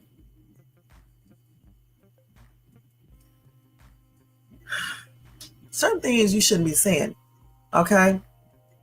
Certain things you should just be saying. Them little two kids are innocent, all right? Point blank.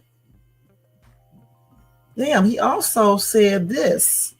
Now, at one time, he considered Jay-Z to be his big brother, but then he's now targeting him for being a bad friend. He also talked about the couple's marriage during a 2022 interview with Candace Owens. He said then, I just think Beyonce needs to let him go get some PUSSY, serious. Go to the DR or something. You know what I mean. And then he made some type of claim in a viral footage where he was claiming that Jay-Z will send shooters his way in 2016. He went at the Rockefeller legend for failing to check in on him. So then Kanye said, please don't send them at my head. Please call me. Talk to me like a man. All right? Clearly, he did not follow his own actions, you guys. That is fucking crazy, you guys, or everything. Just Me said that guy needs to be locked up, and his wife, Bianca, needs to be watching over her shoulder at every second. I really hope I'm wrong, but I have a bad feeling something horrific is going to happen. Okay. Somebody said, does anyone take Kanye seriously? Wish he would just make some music and not talk. Okay. Trey Baby said, Kanye is a little touched. Don't mean he lying about everything. John said, what a shame to waste all the musical talent he has. I don't know if he's crazy or is just acting crazy to stay in the headlines. Either way, it's a sad shame. He's probably talking what he feels, but the thing is, it's probably not the place to do it. All right. Sarah said, bro, get help. And then another comment is wondering if he's still taking his medication and if he's attending counseling for his psychiatric disorder. Somebody said he needs to be committed. Another person said he's mentally ill. And right now, the devil is taking full advantage of that. He needs help. Somebody else looking sad. So Whitey said he is basically saying to go play with Jay-Z kids and leave his daughter alone. I don't know where this person got this from. I just think he's just talking about those kids. That is crazy. Let's see something.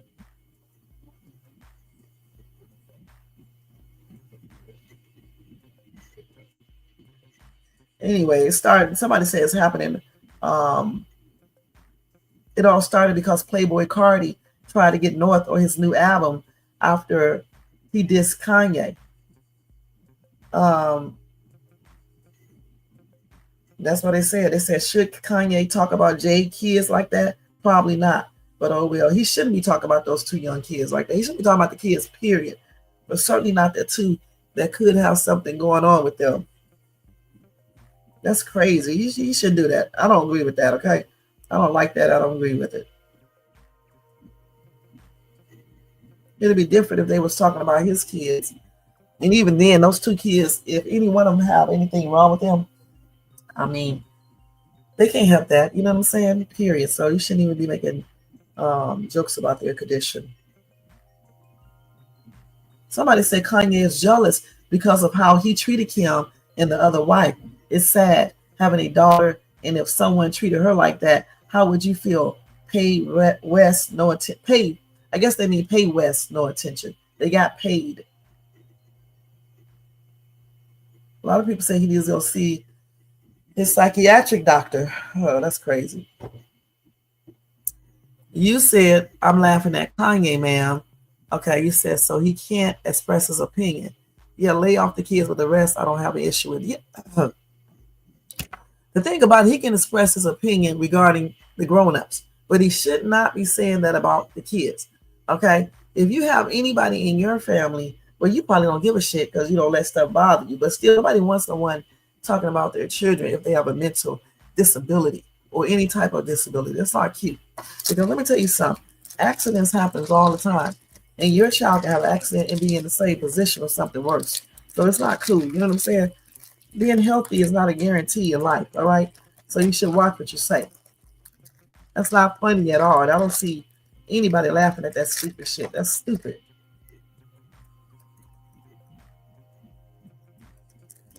Those two kids, those youngest, they are innocent.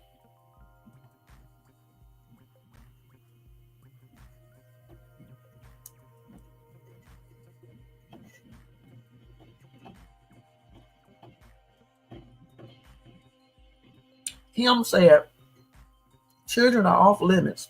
By the way, Kanye, you have children too, so play nice. Toodles. And then Yolanda said, they need to stop it. Grow the fuck up. And I agree.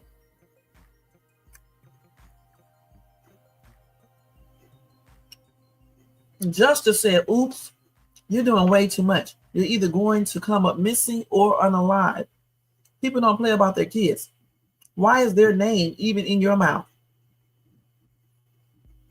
Not pretty or not petty said, I sure hope so. He's the biggest menace. Dude is crazy and needs a long way forever now. Because what he's doing won't stop, only intensify. Men don't take public embarrassment, especially about their kids, publicly, lightly. Especially when one of them might have a mental thing going on. And then you're going to insinuate that they should have not even had those kids because they were born, if they were born with some type of mental thing, they wanted to live too. What are you talking about?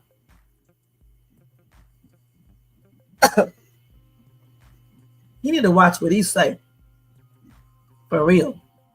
And that's on everything. And I'm not just saying this because I was a huge fan of Beyonce a while ago. But I'm for real. He shouldn't be saying that. That is crazy. I don't even want to read the rest of this other shit that he got just because of that. Because I just actually found out that he said all of that. Doesn't even make no damn sense. And nothing you can say, Jermaine, in this chat that's going to make me think what he said is okay, because it's just not. Yeah, say whatever you want to about Beyonce and Jay-Z, but don't say stuff about those two younger kids because they don't got shit to do with what their dad and mom does. Period. They're not even old enough. That's plainly ridiculous. See, that's what's wrong with some black people now. Do too damn much. Let's keep it on the real.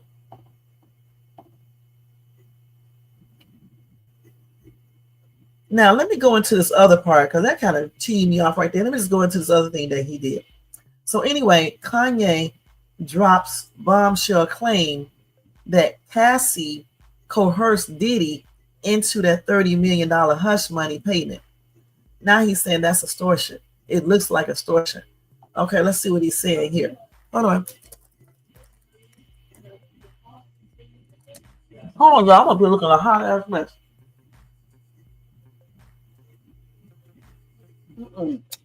My hair is all on top of my head.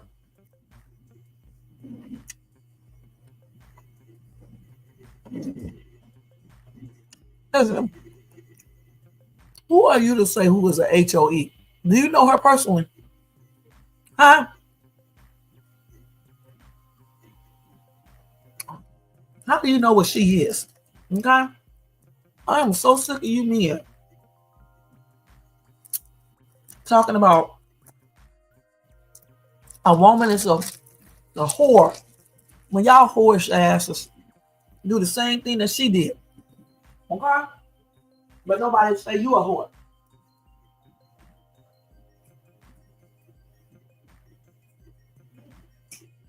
If she's a hoe, some of y'all men are whores too out here sleeping with 50,000 women and shit, doing the most. Okay? You are a hoe. You a hoe too. You are a hoe too, okay? Period. Y'all be out here sleeping with 20,000 different women at the same time, but you want to call a woman a whore when she does it. You are just as a whore, just like they could be. What makes you different? If she's a hoe because she's sleeping around with other people, if that's what she's doing, then you a hoe too if you sleep around with a bunch of women. Okay? I'm tired of you guys sit up here talking all this crap about what women do, but then y'all, do a double standard when it comes to, what y'all asses do. Hold on for a minute, y'all.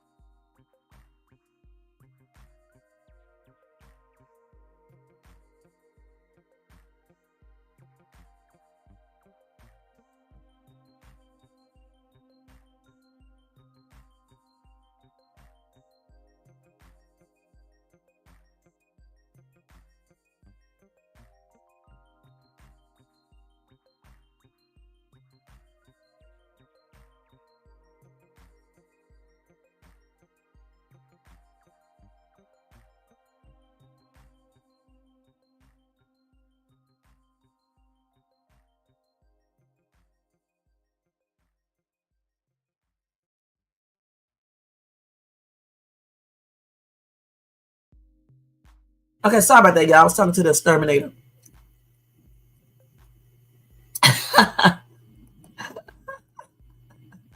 The thing, like I just said, though, you guys have double standards.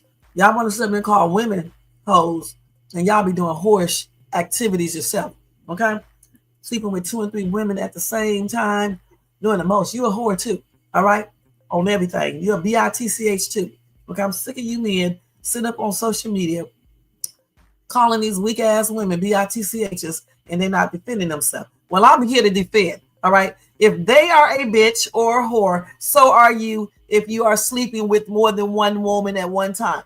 All right. If you had a bunch of damn women in your lifetime, you are a whore and a bitch too. And that's on everything. And if you don't like it, too damn bad. Okay. That's on everything. And call me a tyrant if you want to, or whatever else you want to call me. I don't give a shit. Okay. If a woman is a bitch or a whore because she's sleeping around with a bunch of men, then you are a bitch or a whore if you are sleeping around with a bunch of women, period. And certainly if you're doing it all at the same time. All right? And that's on everything. Now let's move on. Hold on for a second, y'all. The exterminator's up here. You probably think I'm... Hold on.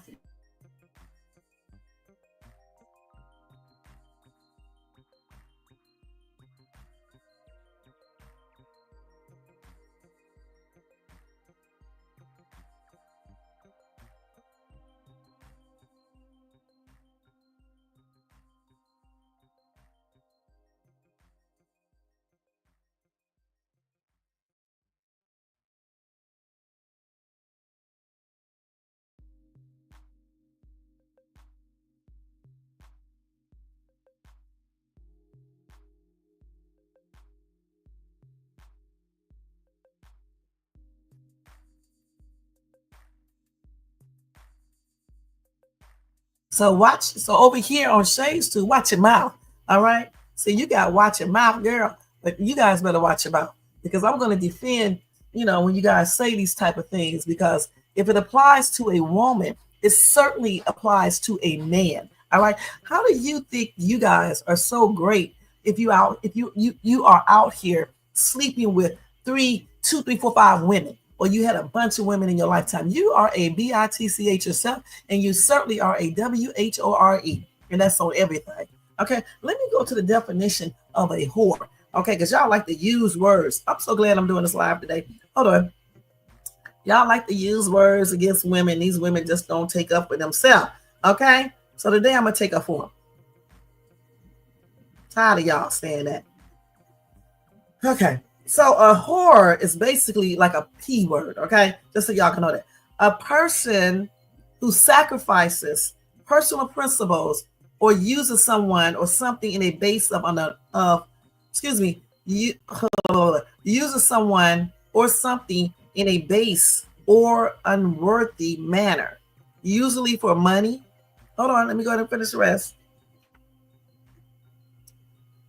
Hold on, for money, usually for money. Okay.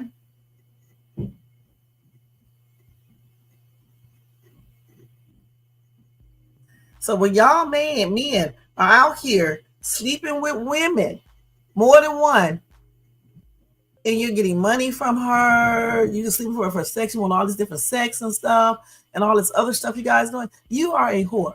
You are a whore too. So what makes you think you could go call this woman a whore when you are doing whore activities yourself? You're nothing but a whore. Okay? Now let's go to the bitch word. You are a whore yourself. Tired of that. Hold on. Let's see. I want the ghetto terminology for this, okay? Because they got the other bitch out here. They're talking about the female. We're going to look at the slang one. So y'all use this word to mean a lot of different things. But just like a woman can be belligerent, unreasonable, malicious, controlling, aggressive, or dominant, so can a man. And majority of the time, let's keep it real. Some of these men are the ones that are dominant and aggressive as hell, and controlling, and malicious. Okay? Let's keep it real. A lot of women do be sometimes belligerent and unreasonable and things like that. But these men be like controlling, aggressive, and dominant. All right? And now, when you talk about the slang, they also call weak men bitches and stuff, and cowards bitches. Okay? They got all types of ways you can use this word, but we're going to talk about that meaning when you call a woman a bitch, because y'all think, she's out here sleeping with everybody, or she just goes off and things like that. No, you've been a bitch. Some of you men are the same exact way. So what gives you the authority to call anybody a bitch when you're a bitch yourself?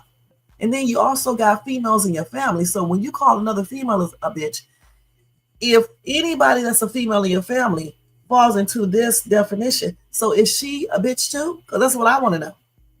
Is she a bitch too? Jermaine, I do not care what you stand on. I stand on what I just said too. And as far as Kim K, you do not know her, okay? She may think you are a whore. All right? I got a lot of nerve, dude. You're right. I definitely do. And I don't care what you said. If that's what you say, you're not a whore or a bitch. You probably are, though. Okay? You probably are. All right? Because you would have sit around here and call other women a bitch because what you see on social media when you don't even know, or a whore, or whatever you call it. You said she's a hoe. Okay? You said a hoe, hoe, hoe. You call a hoe 3 times or 2 times up here. Here you go right here. You say, I call a hoe. Okay? Same thing. And she's a woman. So what are you talking about? You just said Kim K is a hoe. That's what you just said. Then you just say you don't call women a hoe when you just call Kim K a hoe. Do you know Kim K? Do you know her? Have you been with her? Hold on for a minute, you guys.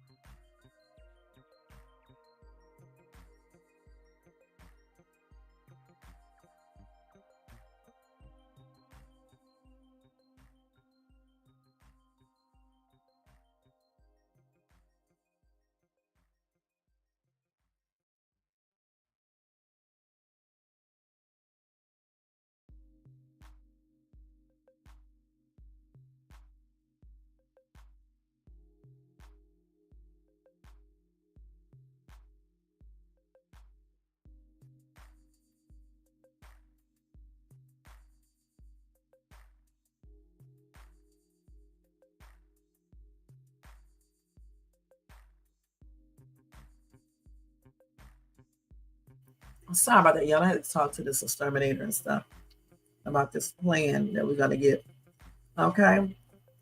Good news though. No rodents, no bugs. They saw spiders outside though. So I'm gonna go get some spider spray and spray out around the house and stuff. And I gotta seal up some things. Of course I already knew I had to put what do you call that stuff? Can't even think of the name of the weather, not weather, it's damn, I forgot the name of it that you put underneath the garage, like the sealant thing that goes underneath of it because they took it off, some of it off, and underneath the door so nothing can get underneath it. Not just mice, but anything. Then I need to close up a hole that they took a picture of and stuff. So I'll do all of that today. All right. But anyway, get back to this though. This bitch and hoe stuff. But you call Kim K a hoe, like you know her, because you're going off of what you see on social media. And that's not cool. Okay. But yet when somebody call you men a hoe because what we think, then you want to get mad. Okay. So over here on Shay's Tube, we're gonna call you guys out, just like you call women out. You know what I'm saying? It's like women can be whores and hoes and bitches and all this other stuff. So can you men that fall into that category. You can be a hoe, and you can be a bitch, and you certainly can be just the same as a woman if you out here spreading yourself around to many different people or doing stuff with women because you're using them for money or to have a place to live or whatever reason y'all call it. You're nothing but a whore, a hoe, and a bitch. That's all you are. Okay? And that's on everything. Tired of y'all talking that bullshit and stuff on these YouTube channels and stuff. All right? And Kanye opened the door for all this right here. All right? He opened the door for all this shit right here today. Along with this little troll right over here named Jermaine. Y'all know he's a troll with a stinking ass. You're not no angel, dude. You're not an angel, okay? You sit right up here and call me leather neck buzzard. See, you don't put all of that up there. That's what they be calling me, you guys. All right? And then you want to sit and talk this shit, Jermaine. Cuss your ass out up here. That's on everything. Now, like I was getting ready to say, okay, Kanye, all you need to do, Jay, is the exterminator gone? All we need to do is go to the damn store. Is that spray we got in the garage is for spiders too? No spiders is on that? No. I'm not talking about the other one. I'm talking about the one that's in the garage. You need to put on a mask and some gloves and go spray all around the house with that UNN. That's what y'all need to do. Go do it right now. Yeah, I'm trying to do work too. Okay, well, you want to do it before it get dark. Okay, so spiders will get in the house.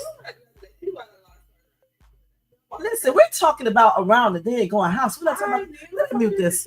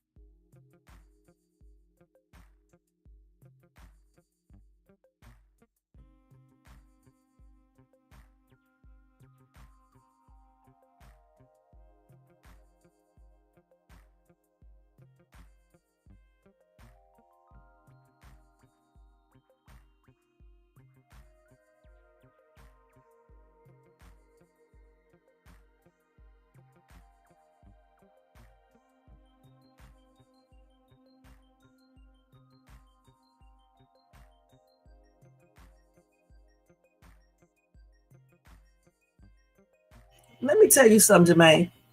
I am talking business, okay? And you shut your mouth up, all right?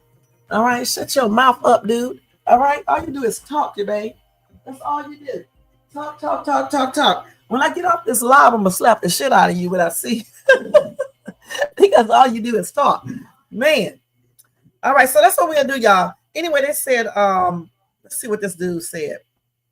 Well, we already know about Cassie filing that lawsuit in 2023. I was covering it from day one, okay? And she accused him of a decade-long pattern of abuse, including rape and sex trafficking. Y'all too loud. The lawsuit filed under the Adult Survivors Act in Manhattan's Federal District Court alleged that the abuse began at the outset of their relationship and included a 2018 incident of rape after she attempted to leave Diddy. So, of course, Diddy's attorneys denied these allegations, and the case was settled out of court one day after she filed it, all right, with undisclosed terms. So then we know that in 2024, in May, CNN released a surveillance video from 2016 showing Diddy assaulting Cassie in a hotel hallway. That footage showed Diddy grabbing, punching, and kicking Cassie. That led to Diddy issuing a public apology, acknowledging the incident and expressing remorse for his actions. So let's see. Now,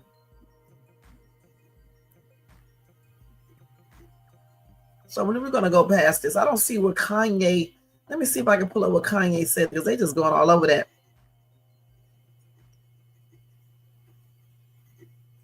So in a post on Twitter or X on March the 18th, Kanye claimed that Cassie extorted Diddy for $30 million over the book. Okay. He said Cassie came to Puff and said, give me 30 million or I'm going to release a tell-all book. That looks like extortion to me. That's what West said. Now, remember when I was talking about this before and I said that I said that I read somewhere where Diddy said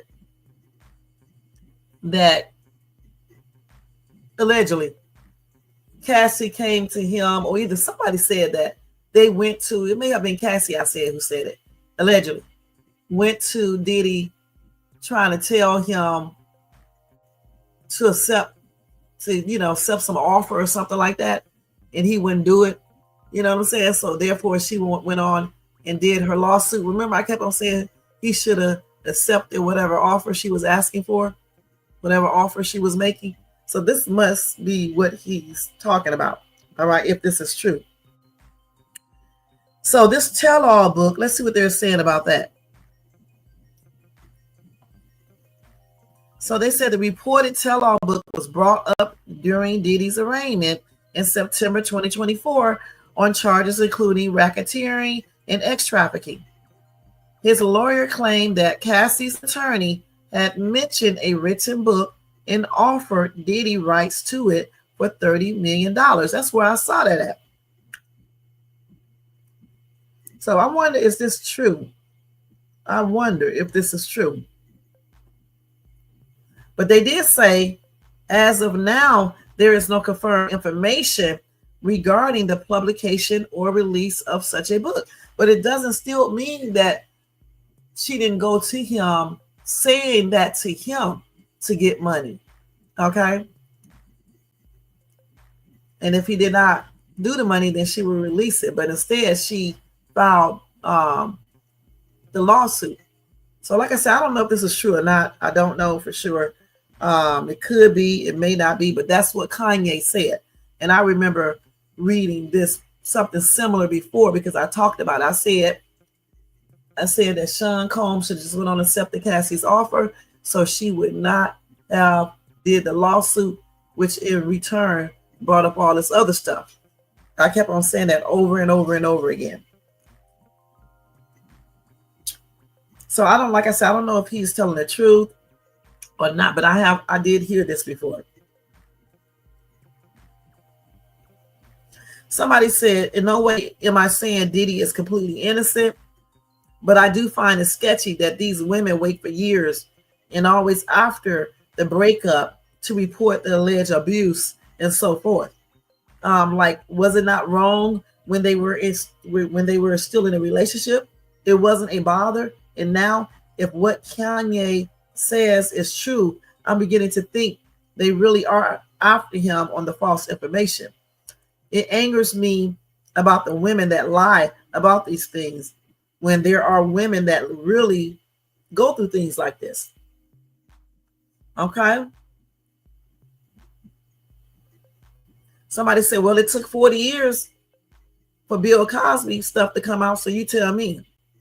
And then Joe said, this is what happens to men of color when they get too much power. Next will be ye. As long as they can keep you as their puppet, then you are good. The moment you speak truth to power, it's game over. It's the way America was built. At the same time, some of this could be true. But at the same time, though, if some of these men are doing stuff to these women, okay, nobody's forcing them to do these things. All right? No one. So when you know you have power, you got a lot of money, you can't be putting yourself in certain situations either. You see what I'm saying? Because, I mean, I don't believe everybody is lying. I do believe some people are lying, but, I don't believe everybody is lying.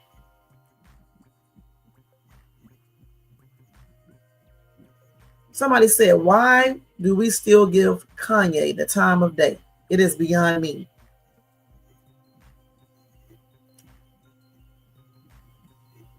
Jocelyn said, bruh, this is like the millionth time I see him pop up on my news feeds. Go to sleep, bro. They said Kanye is off his meds again. They said regardless, Diddy isn't an innocent lamb. Chastity came up again and said, I agree, but why do the women always wait till the breakup to report such abuse and illegal activity? And when they get caught lying and are discredited, the real victims suffer because justice isn't fully served. You know what I mean? Okay, then Starlife said Puff should never have settled out of court. That's all the admission of guilt they need. If he was going to settle out of court, he should have did that when if she did ask him anything, he should have did that a long time ago. Okay, when she was asking him for money in exchange for her not saying anything, he should have just paid her off then if he was going to do that. Somebody said I wasn't there, but I did see the beating, and it was pure evil. It definitely was, and it probably happened more than one time. I don't know. That's why I used the word probably. He claimed that the video was taken out of sequence, but it doesn't matter about the sequence to me. If you're hitting a woman, I mean, it's still, something that should not be happening. All right. Somebody say anyone that listens to Kanye West is a freaking idiot. And then somebody said anyone that's listening to you is an idiot too. Okay.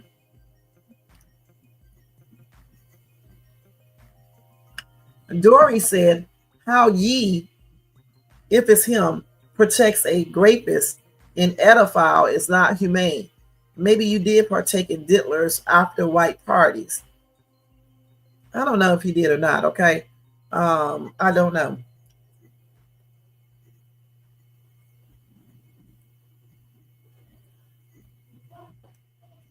And then one more comment. Law-abiding citizen said, somebody who really loves Kanye needs to take his phone away. They can let him keep his phone, okay? They can let him keep his phone up and keep on talking. The thing is, though, I have heard that story before, so it is what it is. I've heard the same story before, maybe from the lawyer, I don't know, saying that he was basically told that if he gave out a certain amount of money to a certain person, that person would not release anything. or file a lawsuit or anything, and he didn't do it. So that's why all of that was done. I don't know how true that is at all, but like I always say, anything is possible. All right, and we need to let Kanye talk because we need to hear what he's gonna say, point blank. We just really do, because you just never know what could be true or what could have some truth to it. All right. So breaking news, you guys, for all you weed smokers, DoorDash is getting ready to let delivery people deliver cannabis. All right. I just want to let you guys know. Legal cannabis, though. Yep. Now he need his ass kicked. It's going to be for fuckery Friday right here, man. So I don't know. I mean, what do you guys think about that? Do y'all believe Kanye? Do y'all think that Cassie extorted Diddy? I mean, even if she did, it still doesn't erase the things that, he did to her, the abuse that we saw in the tape. It does not erase that. You know what I'm saying? Because that's something, the reason why I'm going to focus more on that, because we see actual proof of that. All right. We see actual proof of that. It doesn't erase that fact. All right. Even if she did try to extort him or whatever the case is, it doesn't erase the fact that he beat the shit out of her in that video. I mean, let's keep it real. Whether they took that out of sequence or not, he slammed her down on the ground. He looked like he was kicking her and hitting her. Okay, we saw that. Okay, point blank. It doesn't erase that fact. I mean, we're not talking about these charges, because we don't know if that is proven, 100% or 90%. We won't know that until May. We're talking about what we do see, what we saw that is factual. Okay, that's facts. And we saw him beat the shit out of Cassie, point blank. Yeah, he probably did pay for that. All right.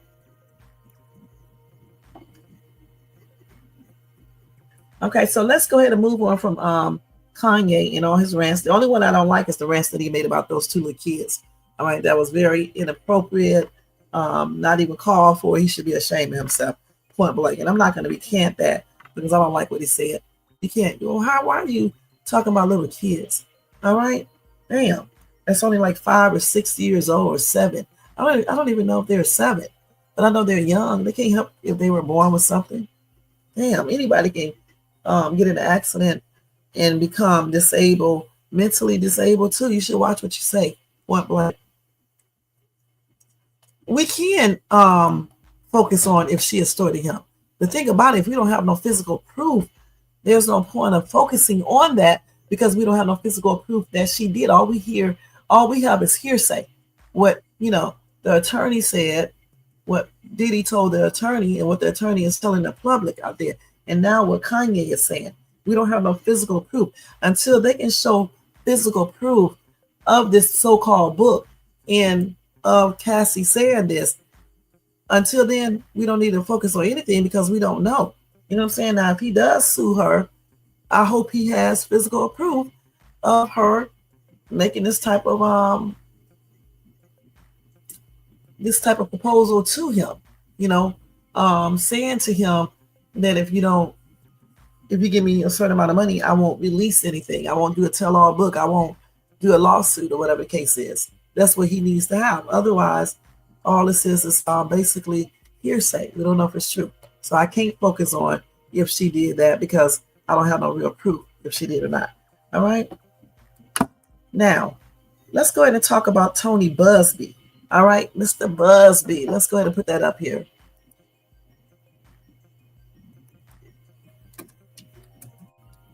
Because I got a couple things to do before I get ready to go out. He here too? Okay, go open the door for him. Let me go put my thing on, because I'm looking. I'm here sitting up top of my head. Flip out. Hold on, y'all.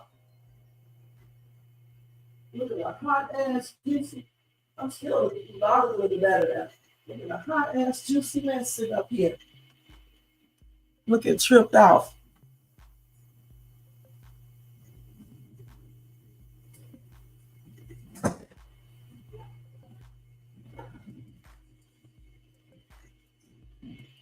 to get my rug from my curl at the bottom. Well, yeah. I do. Let me see. I don't know where they're at. He don't have to. I'm gonna run the mop back over the floor. He don't have to. Let me just pull the rug back in the laundry room. Something like that. I'll mop.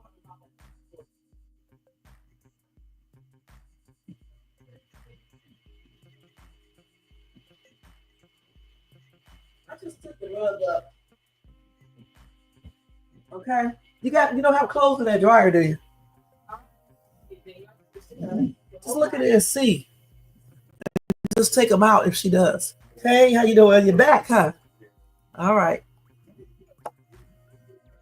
Because it was making a lot of noise, just take it out, just set it on in the washer, I guess. Okay, y'all may hear some noise in the background because the dryer man is here to fix the dryer. Y'all know we just moved in this house. There's a lot of stuff. These people, y'all hear that damn dryer? A lot of stuff these people used to live here just did not take care of. And so the landlord is fixing everything up. And I'm fixing some of the things, little bitty things. So bear with that little noise in the background. We've been on here for 2 hours and 20 minutes anyway. I'm supposed to be done. But Jermaine insists on carrying conversations on and on and on. Anyway, let's get to Tony. So Tony Buzzbee, you guys, he withdraws as an attorney from slew of Diddy lawsuits in New York. Now, I wonder, did he withdraw being the attorney for these Diddy lawsuits because of the stuff that Jay-Z did and said. Let's see here.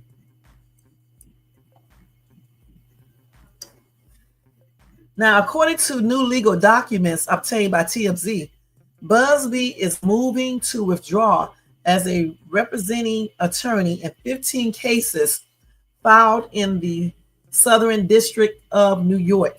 Let me show y'all a picture of Mr. Buzzbee so y'all can see him. Okay, so y'all can have his face y'all can have his face in y'all mind. Okay, let me just not even use that word. Because when I get online, man, I tell you I cannot talk. Okay. So let's see here. So Buzzbee says he's backing out of the lawsuits until he is admitted to practice law in the Southern District of New York. All right. So this move comes after Diddy filed legal docs last month claiming Buzzbee had no business filing lawsuits against him in SDNY because Buzzbee isn't authorized to practice law in the famous district. And y'all know who made that possible? Jay-Z's legal team. You can't be messing with Jay-Z. I'm going to tell you that straight up. You can't be lying and stuff. Now, Buzzbee is acknowledging that in court docs, Buzzbee tells U.S. District Judge Ronnie Abrams, I made an error in judgment by failing to inform you that I was not admitted to the Southern District. Was it a mistake? Anyway, Buzzbee says his admission status has become a distraction and is shifting the focus away from Diddy's alleged victims. And as a result, he's stepping back. Yeah, okay. Anyway, despite Buzzbee being out of the picture, the lawsuit against Diddy will still proceed. Buzzbee says the alleged victims will still be represented by New York law firms, okay? Anyway, Buzzbee's withdrawals from the cases come after Combs' attorneys opposed his motion to be admitted in one of Diddy's civil suits brought by Candace McCary. Meanwhile, Buzzbee remains a representing attorney in a number of other lawsuits filed against Diddy in other states, and he's signaling new lawsuits will be filed against Diddy soon. So I'm glad we read that because we just reading the headline you would think that he pulled away from Diddy's lawsuits completely. He did not. Just the ones that's in that state. Okay. Now, anyway, Buzzbee tells TMZ, I personally withdrew, not my firm, from the few federal court cases we have on file until such time as my admission is cleared up. I'm still attorney in charge in all the New York State cases and intend to file cases very soon in Nevada and California. He also tells us he's a licensed New York lawyer in good standing who is admitted to practicing law in the Eastern District of New York and claims his SDNY admission got held up due to Jay-Z's filing a grievance against him in a separate case. Okay, so that's what he said. Sheila said Buzzbee is an ambulance chasing attorney looking to make a killing off his clients and people who have money. I'm so glad that Jay-Z did not give him a dime or back down, for Buzzbee money grab is now in control of Buzzbee's future as a lawyer. See how Buzzbee like when his name is run through the mud like he did Jay-Z and his family. And then another commenter said, LOL, you really believe that Jay-Z is innocent, being best friends with Diddy for years? Don't be naive. Well, I mean, I don't know if he is or not, but you got a lot of people that are friends with people who do crimes, and it doesn't mean that they're doing them too. Okay? Yeah, y'all crazy. How many family members do you have that does crimes and you hang with them, but you don't do crimes with them? And friends too. I mean, if they're out there doing criminal activities, you're not going to be hanging with them at that particular time, but you still may be friends with them. You got family members that may be partaking in criminal activities. You're not going to stop talking to them. You're just not going to indulge. You're not going to be doing stuff with them, and you're not probably going to be around them if they're doing something that could be against the law.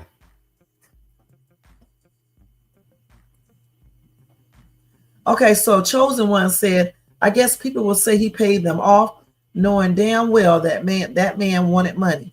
It's a shame what the African American man go through, especially if you have money.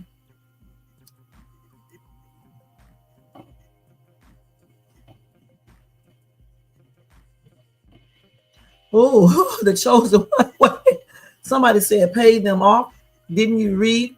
He can't work over there. He's still guilty, allegedly. And then Chosen One came back at this person and said, it's clearly you don't understand my comment. So poof, it be gone. Okay.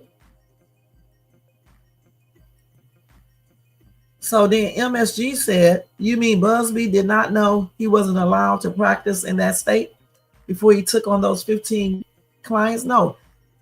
Oh my God. He already had the clients before he wasn't able to practice in that state. He said that him being able to practice in that state is being held up because Jay-Z filed some type of grievance thing. Okay. That's why he can't practice there. All right. In that state, in that part of New York, in the Southern District, New York. That's where he can't practice at. So cases that are from that district, he cannot represent them. He can't, represent them, but he can represent people in other states.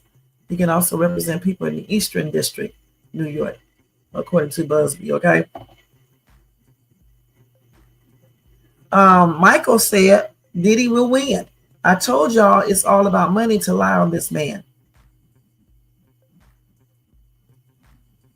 And then Guest said, yes, truth indeed, but Diddy is still locked up. When will he get out of jail? This is something. Well, remember, these cases that Buzzbee is representing, and the ones that he was representing, those are all civil lawsuits, okay? We're not talking about the criminal case. However, if it's found out that this is all a scam, the civil lawsuits are a scam. What's that dude's name? Diddy lawyers may be able to tie this in or use it, in the criminal case to get Diddy a lesser charge or a sentence or even something else more could happen from that. Hold on. Okay.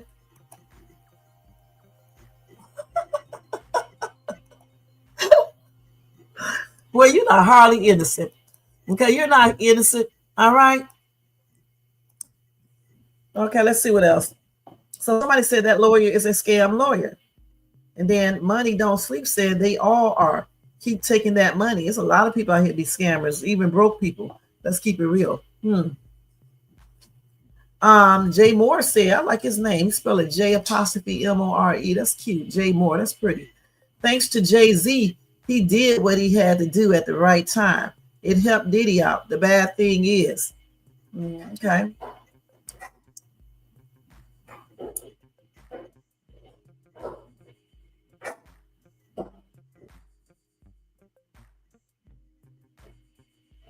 Okay, let's see.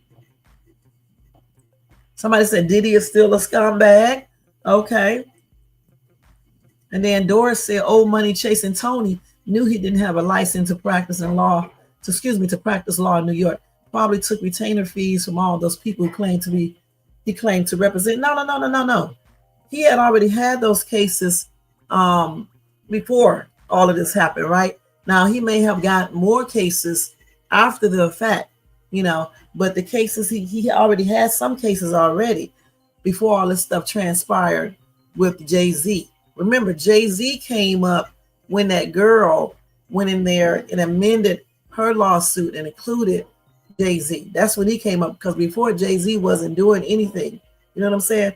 But once they added Jay-Z's name to that lawsuit, that's when all hell broke out and Jay-Z jumped to action. Now, with his jump into action, everybody thought he was turning against Diddy, but in reality, he really wasn't. Whatever he's doing and whatever he did with Tony Buzzbee against Tony Buzzbee is probably going to help. And it is helping, Diddy. Okay. This person said, oh my God, he isn't allowed, ALOUD, to practice there. Okay. Anyway, like I just said, Tony Buzzbee knew he didn't supposed to be practicing law once, they took his little thing away to even be able to do it in Southern District, New York City, or New York. Let me just say it the way they got it. And he still was trying to do things. All right. He claimed, like I said before, what did he claim?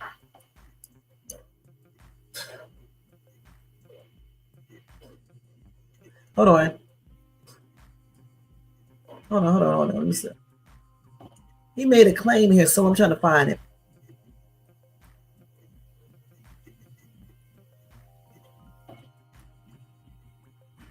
He said he forgot or something. I can't remember what he said. Let's see.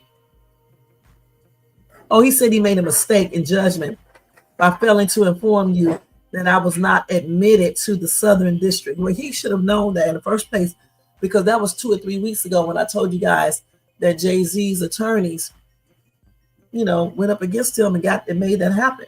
So he knew then. So whatever clients he got after that, he shouldn't have been trying to, practice. Okay, but he had clients before that even transpired.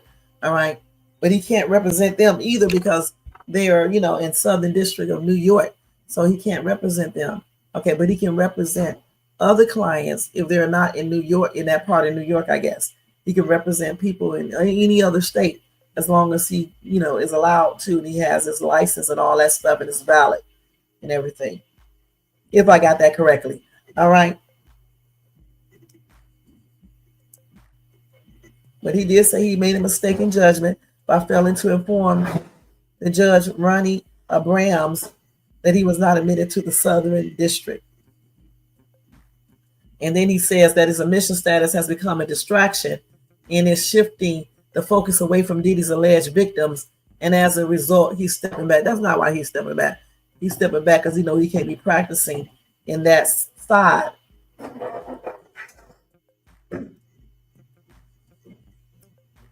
And don't forget that those other lawsuits, are still going to proceed. At least that's what he says anyway. And He said they will still be represented by New York law firms. We'll see. We'll see if all these people that he was representing will run to other law firms and they will represent them. We'll see. And then he said he still is a representing attorney in a number of other lawsuits filed against Diddy in other states. And he also said that new lawsuits will be filed against Diddy soon. And he said he withdrew, but not his firm, from the few federal court cases that they have on file until such time as his admission is cleared up. And he said he still is the attorney in charge in all the New York State cases and intends to file cases very soon in Nevada and California. And he also says he's a licensed New York lawyer in good standing who is admitted to practicing law in the Eastern District of New York and claims his Southern District New York admission got held up due to Jay-Z filing a grievance against him in a separate case. But let's see why they said it's so-called held up. Hold on. Let's do this real quick.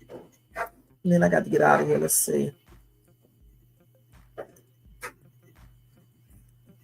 Let's do a copy. Okay, let's go look at this real quick. Tony Buzzbee. Wait a minute, what was that story just came up on my phone?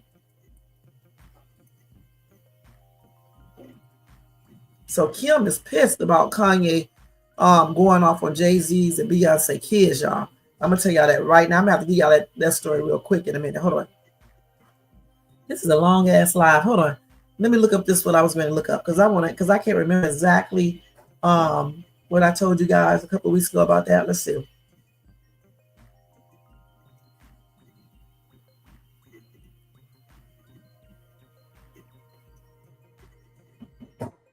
Hold on.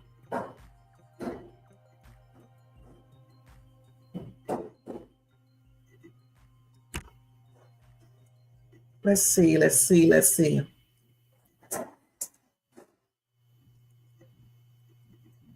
me see what they were saying right here. Hold on, y'all. Hold on for 1 second.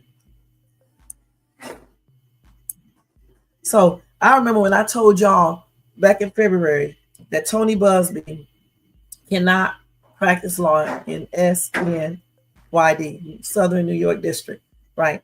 And then he came back and said he shut down those reports and then provided evidence that he can practice in New York. All right. And he showed all this shit online. Y'all remember when I showed y'all that? He wasted no time responding to reports that he could not practice in Southern New York District after his request for permission was denied. He shared an image of a notice from the Appellate Division of the Supreme Court of the State of New York, 3rd Judicial Department. And that notice was signed by Clerk of the Court, Robert D. Mayberger, and it read, Anthony Glenn Buzzbee was duly licensed and admitted to practice as an attorney and counselor at law in the courts of this state on January 17, 2019.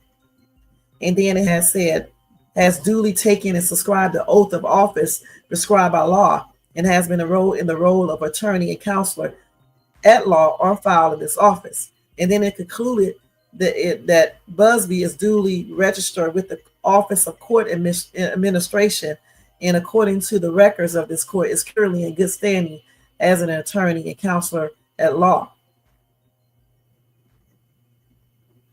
And he said he was not barred from practicing law in New York.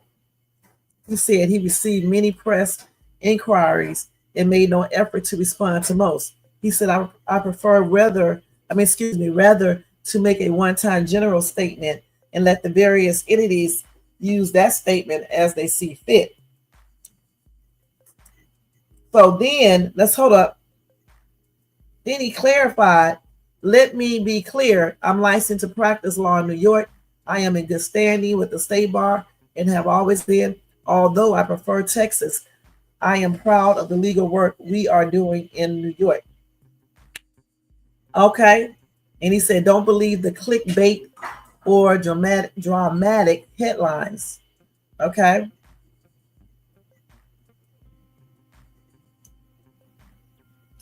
But anyway, they came back and said that, hold on. They can't, huh? Hold on for a second. Yeah. Hold on, y'all, for a second. Okay.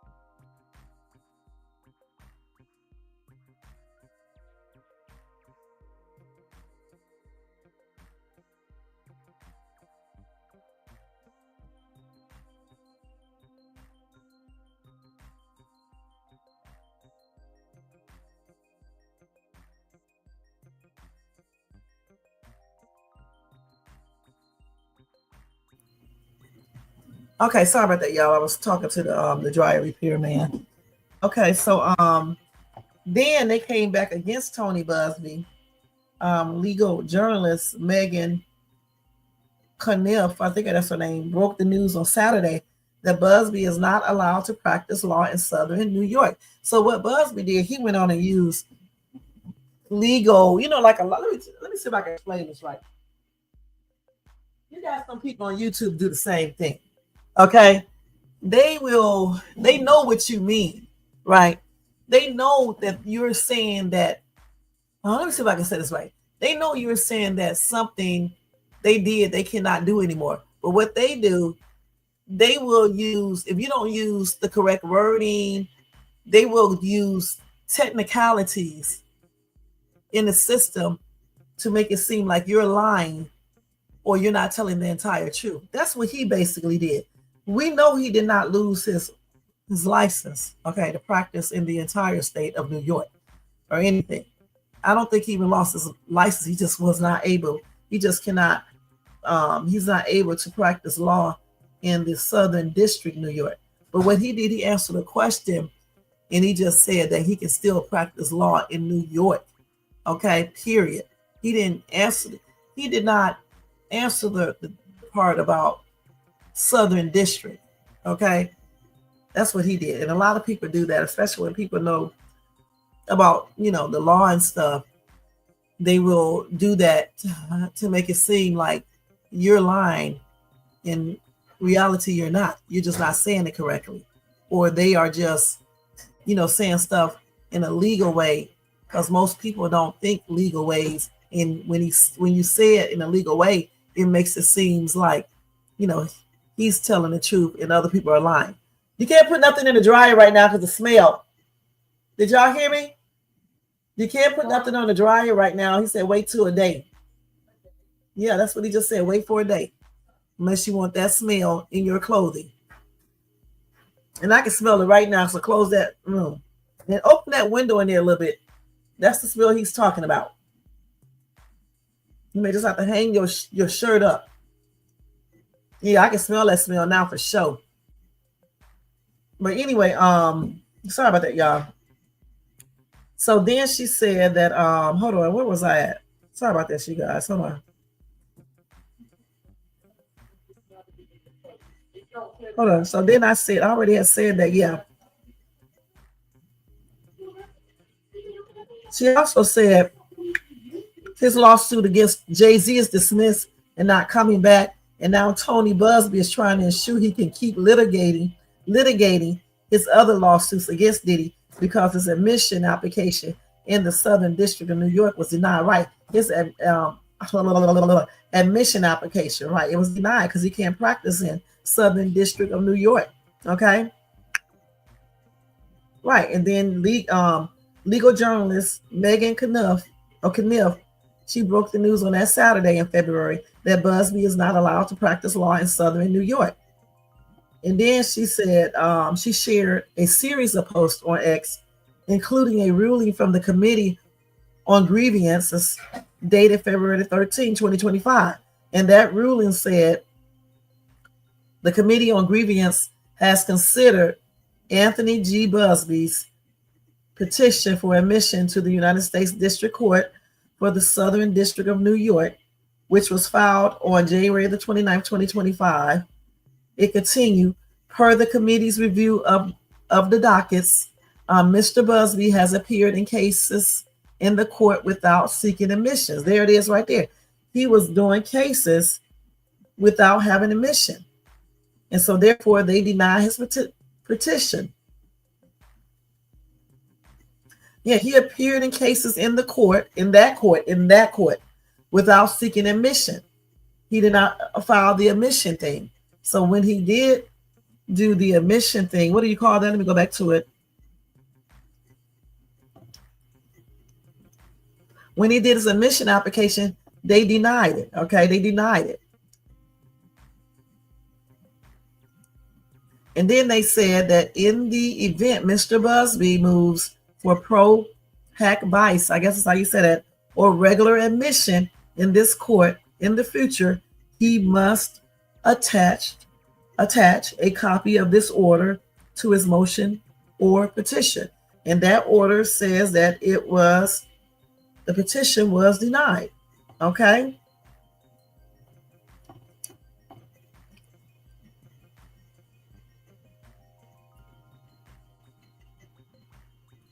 So then Mrs. Kniff, she wrote, his lawsuits against Jay-Z is dismissed and not coming back. And now Tony Buzzbee is trying to ensure he can keep litigating his other lawsuits against Diddy because his admission application in the Southern District of New York was denied. And with that ruling, Buzzbee has to include a letter of denial when requesting permission to litigate in Southern New York. And they denied it. Point blank. So now he claims he's withdrawn from the cases in that area. Okay. Because he said that all of the attention he's getting is taken away from, those people's lawsuits and stuff. So he's stepping away from that part in that Southern District of New York. Okay. And the Southern New York District. Let me say it the right way. The Southern New York District. So.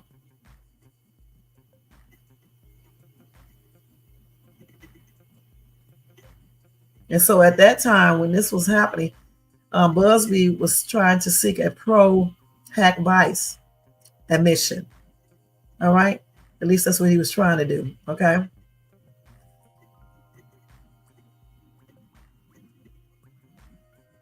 Yeah, so that's what you do when you cannot do, when you don't have,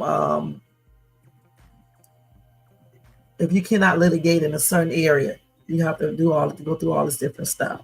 So that's what all that stems from. So now he's withdrawn from the case because he claims, first of all, he has to withdraw anyway, because he can't, represent those people in that part of New York, I guess, the Southern District, New York. Let's say use the right words. And And he also said because it's taking the focus off of the actual cases and basically putting more focus on him. So that's what they're saying.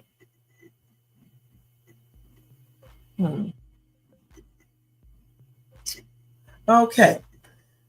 Oh, that's a lot of stuff. So what do you guys think about that? Let me go back to over here.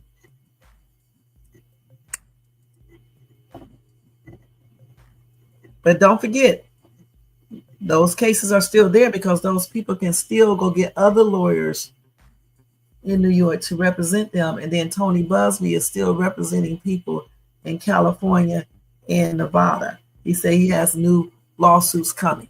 So he just can't be stopped, I guess.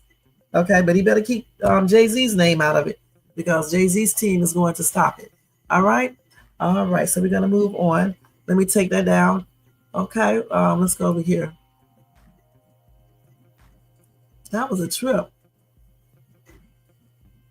Hold on, y'all. Let me take that off of here real quick. What did I do with this thing? Oh, this is Jermaine's stinking little shit up here. Let me see. Okay. Y'all don't know me and Jermaine always argue like this all the time, even on the phone. He's a hot mess. Okay, so let me just tell y'all this. ABC is going to launch a Diddy Combs podcast that will run through his federal trial. Okay, you guys. So ABC is launching a new podcast for Diddy. I guess he's going to get to go over his charges, everything that's happening, and things like that up until his trial. And then they're going to, show you guys the trial as well. Shay's Tube is going to cover that trial as well. Okay, as well. Okay. Let's see. Yeah. So they said a podcast would trace how whispers of abuse came to light and led to the stunning federal charges and civil lawsuits that Diddy now faces, according to ABC News. The first 6 episodes of Bad Rap will cover the background on the allegations against Combs and his claims of innocence. After the initial run-in, the series will pick up with twice weekly episodes during Combs' trial with real-time updates, according to ABC News. Jury selection for Combs' trial is set to begin May the 5th, and the trial itself is slated to begin May the 12th. Okay? And so, as we already know, I broke it over here, first, that federal prosecutors filed a second superseding indictment against Combs, in which he did plead not guilty to in their ongoing ex-trafficking and racketeering cases against him, highlighting new allegations of abusive treatment and forced labors of his employees, which I already told you guys about that. Okay.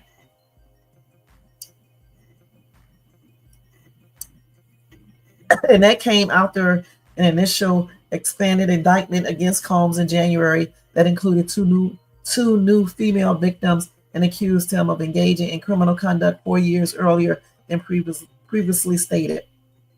And then, like I said, he pleaded not guilty to the superseding indictment, for forced labor. And I already went over that with you guys a couple of weeks ago. So that podcast, I don't know, let me see when that's supposed to come on. It will start on Tuesday, March the 25th. It will be supported by 2020 and ABC News Global News Gathering team. All right. So be looking out for that. All right. And y'all, Justin Bieber is having a meltdown. Okay, over all of this stuff, I guess. So just to let you guys know that I'm not going to go over that, but he is. You guys can read all about it. Also, guys, a Delta plane wing hits runway during a botched landing at New York City's LaGuardia airport. And I think that happened the other day. All right, let's see. On Sunday night, okay? And that flight was heading home from Jacksonville, Florida, when the pilot attempted a go-around following an unstable approach around 10 p.m., according to the FAA, Federal Aviation Administration. They did say that maneuver is considered routine The pilot pauses the landing approach and pulls the plane back up to an altitude and configuration fit for another try.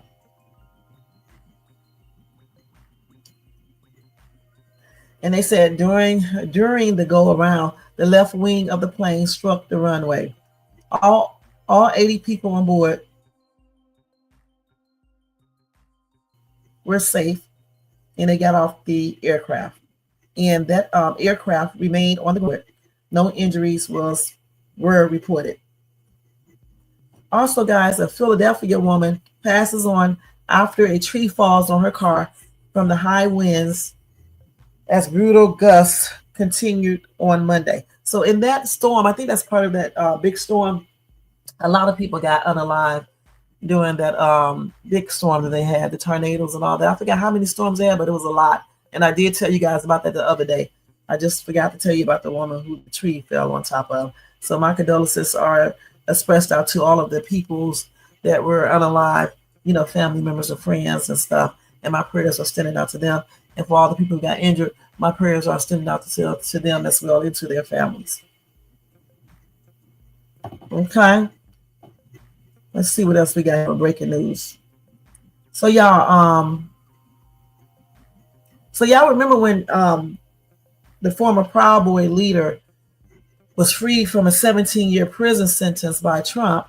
Anyway, when he was freed, he was freed on a, let me see what he was freed on. He was freed on a, hold on, let me make sure what it was. A pardon, I believe, right? No. Let me get this right. He was actually commuted. He was not on a pardon, okay? He was commuted without a pardon, meaning that he was released from jail, but the crimes were still on their books, okay? So he was freed on a commute. He was commuted, okay? Let me say this right. But he still have that crime on his books. So he said that he was extremely disappointed. Briggs is a former leader of the far right Proud Boys. Okay. He had one of the highest sentences because of the January 6th attacks. Okay. So he said he's disappointed in Trump. Okay. Because he wanted a pardon. The pardon would have taken the crime off of his books, but he only got a commute. So therefore the crime is still there, and that crime being there is still making it hard for him. Okay. So I guess this is Joe Briggs or Joe Biggs right here. Because the Proud Boy leaders right here, I know what he looks like. So the other guy is Joe Biggs. This dude right here without the glasses is Joe Biggs. And the other one is Enrique, the leader. So yeah, he's kind of teed off at Trump because he thought that he should have gotten a pardon with being having a commute. Let me make sure I said that right. I think it's commuted. Yeah. He feels like he should have been commuted. He feels like he should have got a pardon with being commuted. That's how you say that. Okay. So even though he was commuted and let out of jail, he still have that crime, that charge is still there. So that's preventing him from getting on with his life. Okay, so I'm guessing he cannot, get a job and things like that. And he said it's like you are out of jail, but you are still in jail. All right, and he's been a burden on his family because he can't get a job or anything like that because he still has that charge there. Okay.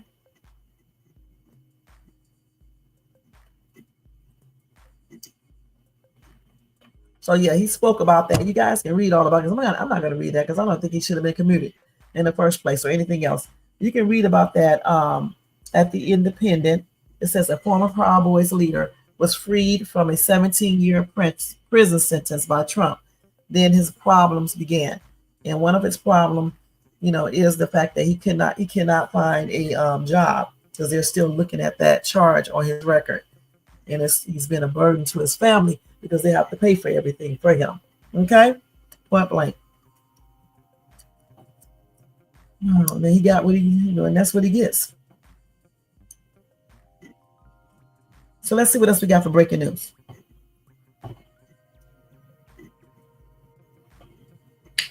I'm gonna say this for Fuckery Friday. So y'all know segregation is no longer banned in government contracts as Trump rips up 60-year-old order. Segregation, okay.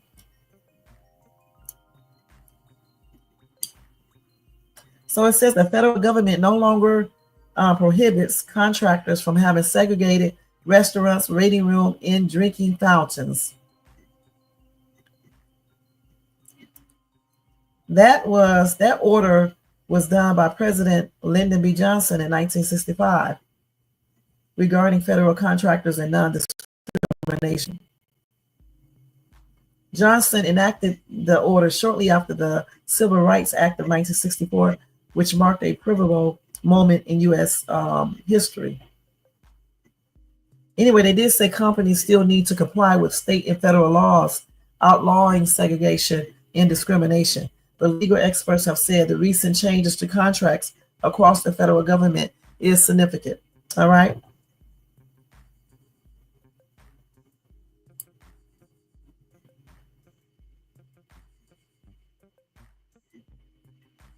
And they did say the fact that they are now excluding those provisions from the requirements for federal contractors speaks volumes. That's what she said.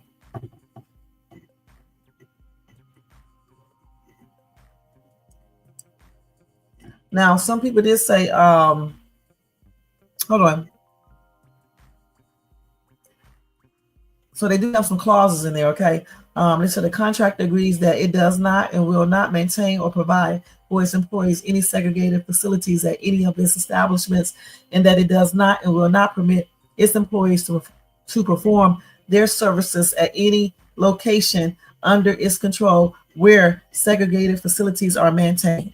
All right. Segregated facilities are defined as work areas, restaurants, drinking fountains, transportation, housing, and more.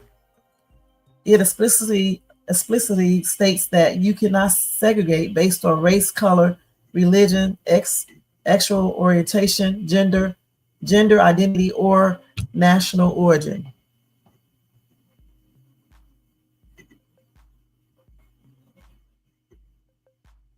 They also got another part of this that says equal opportunity will not be considered when making award decisions or enforcing requirements. They said despite the changes made to the clauses, those are clauses I was just telling you guys about, all businesses will still be required to follow federal and state laws, including the Civil Rights Act of 1964, which makes segregated facilities illegal. Okay, so that's why you got to read the whole thing, because when you first read this first part, you'd be like, what?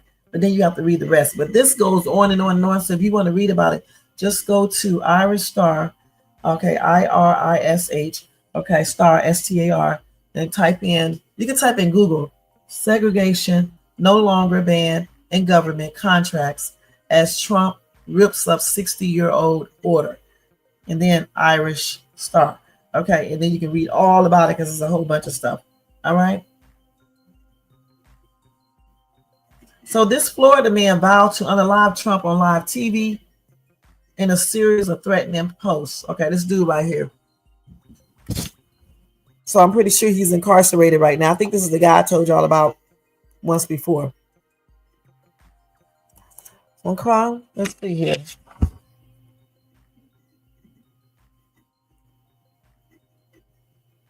So he was posting messages on social media declaring himself president and threatening to harm the president. He claimed that Trump was the Antichrist, and challenges to fight him naked to the you-know-what, to DEATH. So anyway, this man is 42 years old. His threats gained attention of the St. Lucie County Sheriff's Office and U.S. Secret Service. And then they had to do a search of his home. So they did arrest him. He was charged. They arrested him. He was charged with written threats to unalive or cause bodily harm.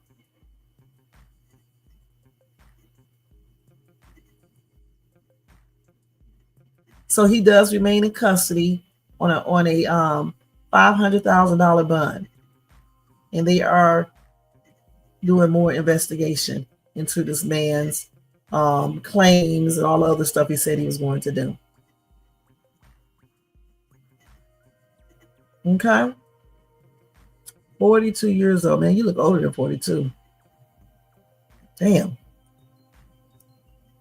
So they did file charges on them, the two people who were responsible for unaliving the Telemundo TV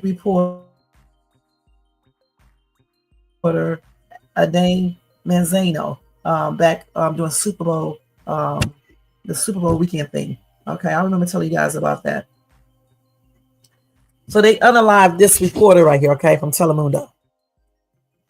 These two right here. During the weekend of the Super Bowl. Y'all remember now? Anyway,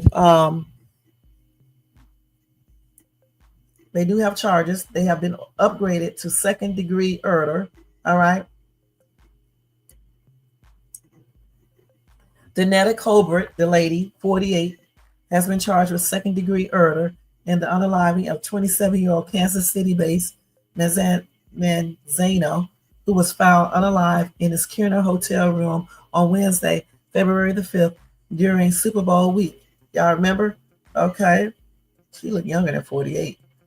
And within days of his unaliving, Kerner police had arrested Colbert, a local resident, after she allegedly used Manzano's credit card at several New Orleans stores, stupid ass. Now, according to police, security video from Manzano's hotel showed Colbert in Manzano entering his room early in the morning of February the 5th and Colbert leaving alone shortly thereafter.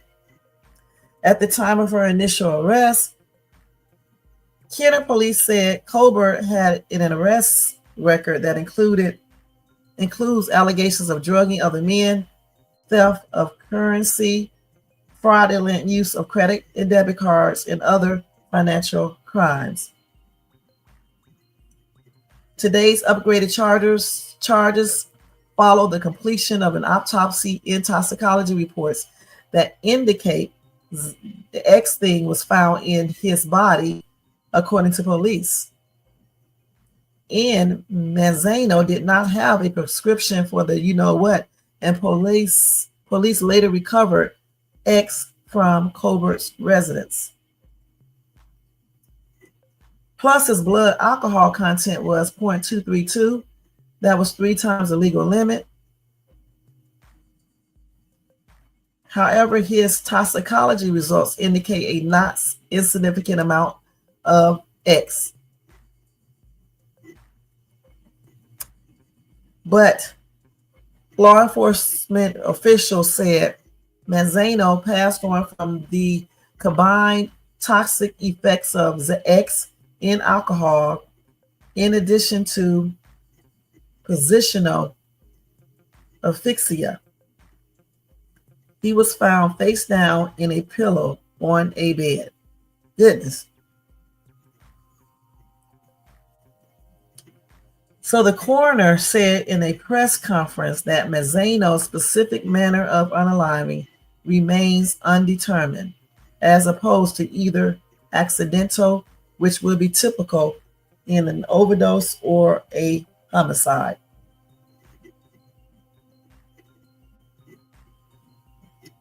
Also, her accomplice has been arrested, okay?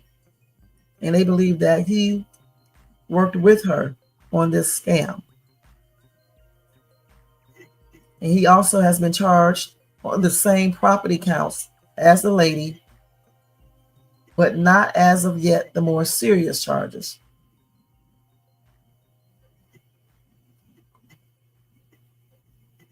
He was also charged with simple robbery, access device fraud, illegal transmission of monetary funds, bank fraud, and computer fraud.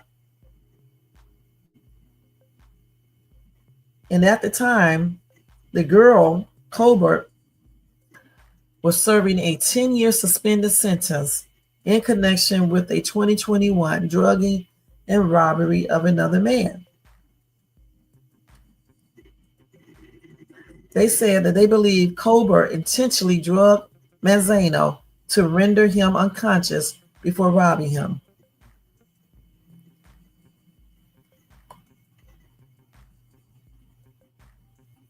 And they said they do not want to see this lady. They don't want that woman to see the light of day again. All right. So I don't feel sorry for this lady, okay? Because she did the most. Hey, Red Bear TV, thank you so much for tuning in. Because she did the most, you guys. And this is the type of people I'm talking about.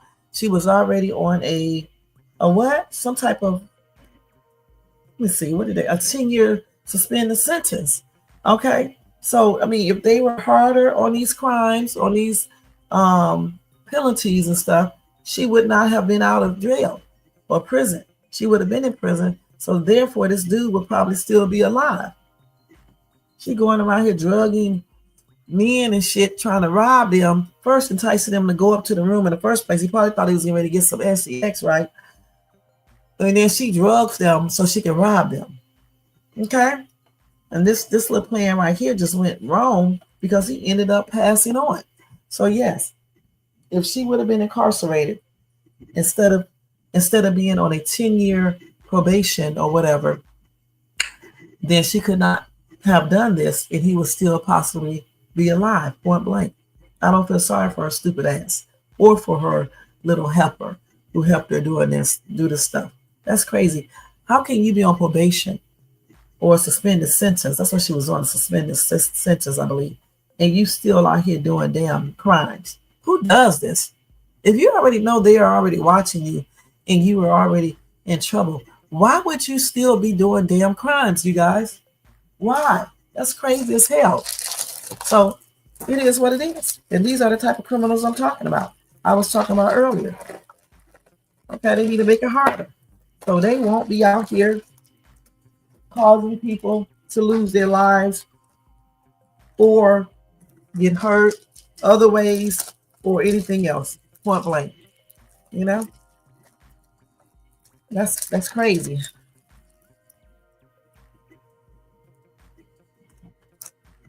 Okay. And one more story, and that is it. It's about weed. Just for y'all to know.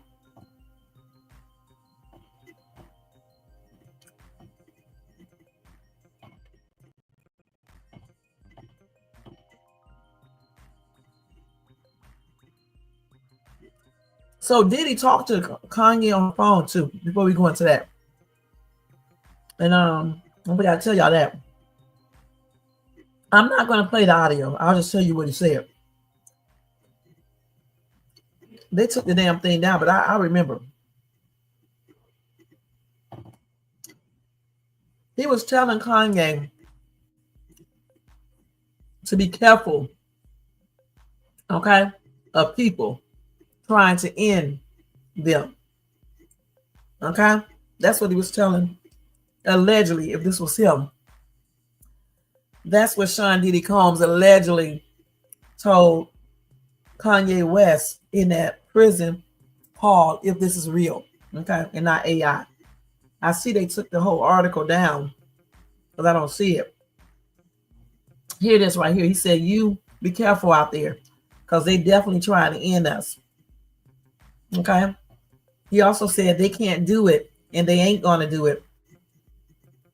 I'm going to beat this shit and get next to you. All right. And then if this is true, all right, hold on. He also said, I'll tell you the real from the front line. And then he said, this shit is wicked, wicked, wicked. So you be careful. All right.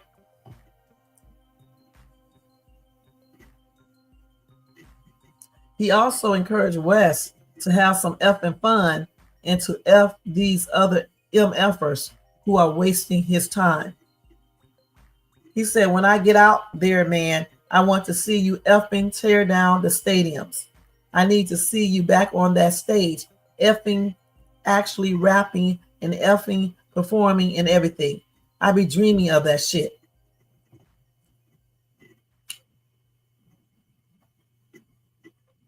He also said they have years and decades to fight these mother effers. Okay. And then West agreed with Combs, saying, yeah, it's time for me to just grab the mic and get back on. It's like I love music again. And then Combs later thanked the heartless rapper for reaching out to his 7 children while he remained behind bars. He said, ain't nobody reaching out to them. Ain't nobody called. You know what I'm saying? Nobody. And then he said it meant so much that West took them under his wings. Okay? So like I said, and then he said, yeah, absolutely. I love you so much, man. It's like you raised me even when I didn't know you. You know what I'm saying? So the thing about it, again, I don't know if this is actually him speaking or not, or if it's AI, but this is what they said transpired in a phone call where Kanye allegedly was talking to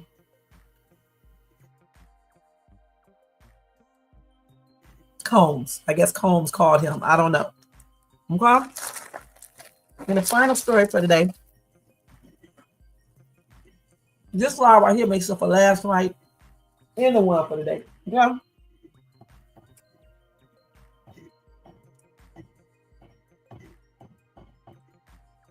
So the next story, the final one,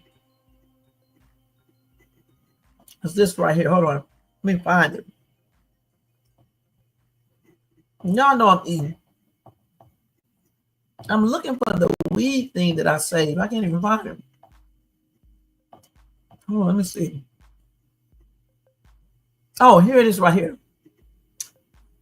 Marijuana users are 6 times more likely to have a heart attack, according to a new study, okay? So if you smoke weed, you need to listen. And let me read this right, too. Hold on. And then I got to get out of here and get ready, because y'all done maybe use up all my time on this day on live. But the good thing is I don't have to come back tonight and do no damn live. I can go ahead and clean up tonight. Not clean up, but finish straighten up. So a new study of 4.6 million people found that cannabis users were more likely to experience heart failure, strokes, and cardiac arrest, okay? They say young marijuana users are 6 times more likely to have a heart attack than those who abstain from the drug, according to a new study that analyzed data from more than 4.6 million people. The study followed adults younger than 50 who did not have any, I guess, let me make sure I read this right. What are commodities? Let me see what that word means real quick, y'all, okay? Because I don't know what this means. Hold on. Let me see what this word means real quick. Let's copy that and see what this means first. And then we'll go back to that. Wait, hold on. Well, I never heard of this word ever before in my life. Let's see. Okay, why didn't they just say diseases? Damn. Okay, let's go ahead and finish reading this now that I know what this means. Damn. Well, Jermaine, you must have written this. Anyway, it says, the study followed adults younger than 50 who did not have any diseases or medical problems from 2010 to 2018, according to research that was published or pre-published in the journal JACC Advances. Now, this study found evidence linking cannabis use to adverse cardiovascular events, including myocardial infarction. Okay. Is that low functionality? I'm about to look that up to see. And ischemic stroke or heart failure and mortality. Now, y'all know I got to go look up this other word because I think that is that. Let's see. Myocardial infarction. Let's see what that is real quick.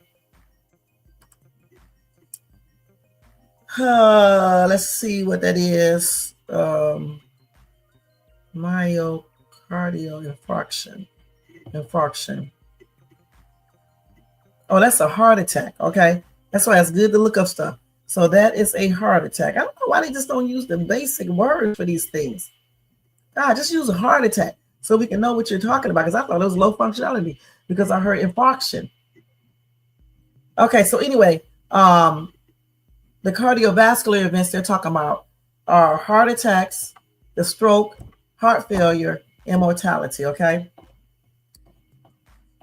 They say cannabis users were 6 times more likely to have a heart attack, 4 times more likely to have an ischemic, if I said that right, stroke. It's spelled ISCHEMIC, stroke. 2 times more likely to experience heart failure, and the risk of DEATH from cardiovascular problems, heart attack, or stroke was tripled. So if you're smoking that weed, you better start thinking about the things that can happen from smoking it, okay?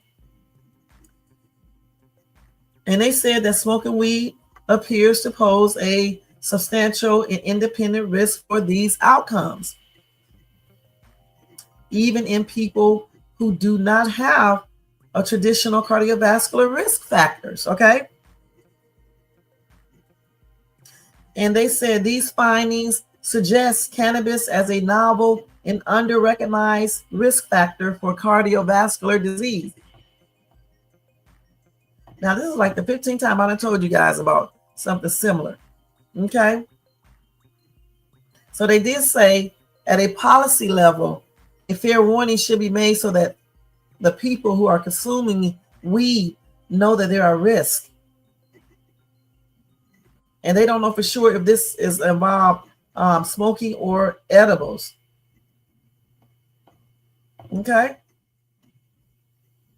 And they did say that patients need to be honest with their doctors, tell them that they're actually smoking it, and discuss that with their doctors, and realize that smoking cannabis, weed, no matter how much you smoke it, is not entirely 100% safe. Okay, and increase your risk triple times of cardiovascular disease, heart attacks, and heart failure. All right, so know that. But I know y'all hard-headed ass gonna keep on smoking, so that'll be on y'all. All right, I just wanted to present that to you guys, and you can look this up yourself on Google. Type in Google, marijuana users are 6 times more likely to have a heart attack, according to a new study. All right, just go check that out and read it for yourself. All right, and I'm not going to read these comments because I know we're going to have some hard-headed ass people up here that you can't tell them shit. And then 20 years from now, they're going to be talking about how I got cancer and they want you to feel sorry for them. Let's keep it real. All right. Okay, let me see something real quick. Hold on. Hold on, y'all.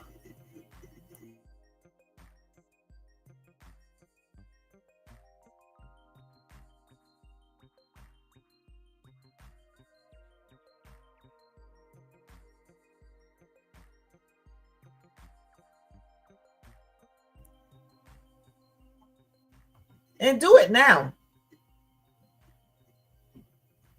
He comes by every 2 weeks on this day, I guess. Yes, for the day. Where did you put it at? Where did you put it at? Wherever you put it at is where it is.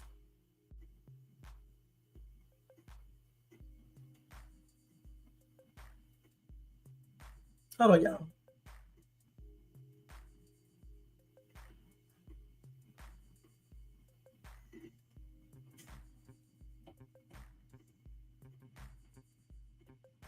Hold on.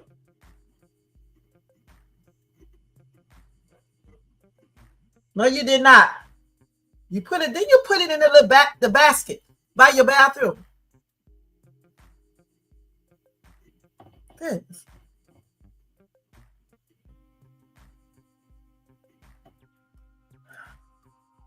Hold on, let me write this down real quick.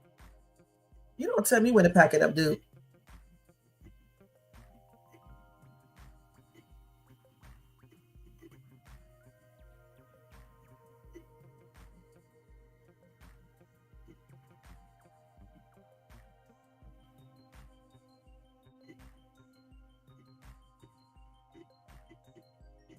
These people right here in this house did not, these tenants who used to be here did not take care of this house. So on Tuesday or Wednesday, every 2 weeks. Okay. So on Tuesday and Wednesday, we have to unlock the gate. Okay, let me do this real quick. I have to write all this shit in my schedule because this is new. I don't remember all this stuff.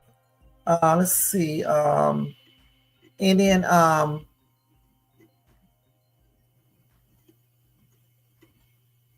let me download these damn pictures. Hold on.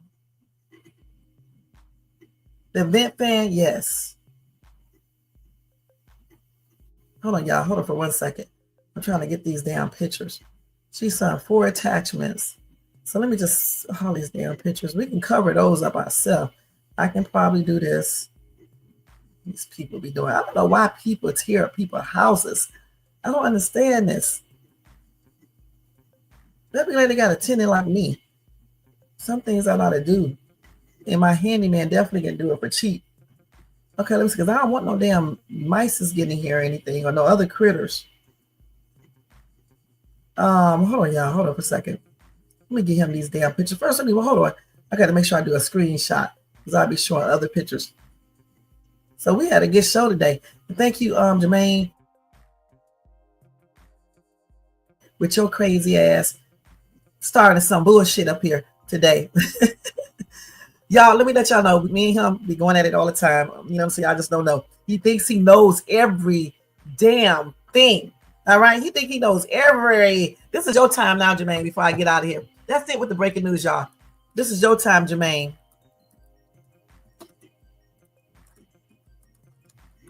Hold on. Okay, wait a minute. Hold on. I'm putting this in the wrong area. Hold on. You said pack it up. I got to go smoke. You better leave that shit alone. How much you got to go smoke? That's going to be smoking up on some cancer or a stroke.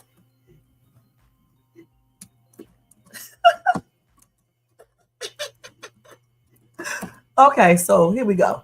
Before I get out of here.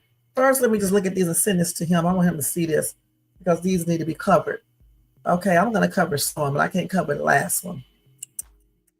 Okay, where we at right here? Hold on, y'all. So Jermaine is a B, y'all, as y'all can see that right there. He is a straight up bona fide B. Let me see. Hold on. These, I almost said some old thing. Okay, and then this right here, hold on. I might ask you, this goes, I hate I read it to this lady. This lady looking at every damn thing in the house. Oh my God, y'all. Wait a minute.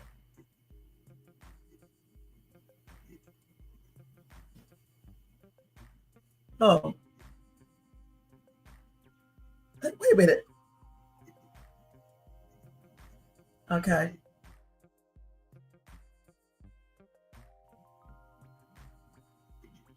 Okay. I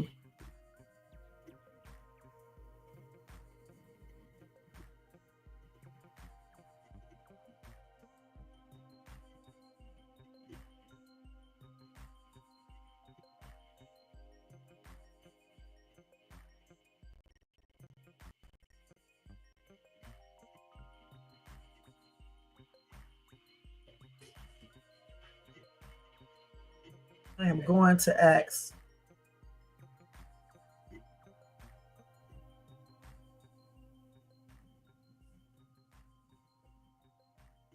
I bet you my handyman could do that.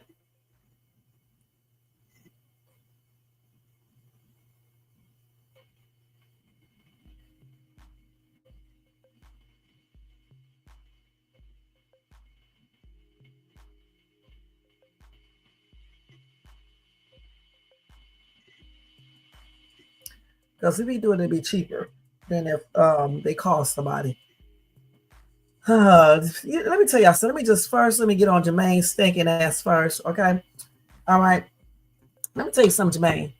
Don't come over here in my chat running your daggone mouth. All right.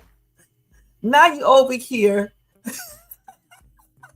Now you over here talking on this channel, being the harassing wigger you have always been. Okay. You're nothing but a wigger. Okay. Talking about all that mouth. I can back it up, Jermaine. I can back it straight up. Okay. Black Vigilance TV. But anyway, y'all, I'm joking with Jermaine and stuff. You know, it's always good to have somebody here to go against what I say to make it more interesting. Okay. Him and I don't think alike on everything, so it's cool. All right. But it's cool, Jermaine. You know, I'm gonna let you slide today, okay? Because I got to go.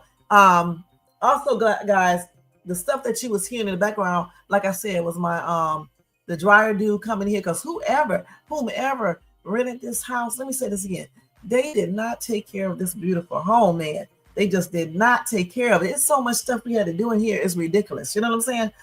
From getting a professional cleaner to come in here to clean again. All right. Okay. To getting some special stuff for the tub to clean it the right way. All right. Then my handyman is coming by to do the shower, because I don't know what the crap they was doing in that shower, man. I mean, for real.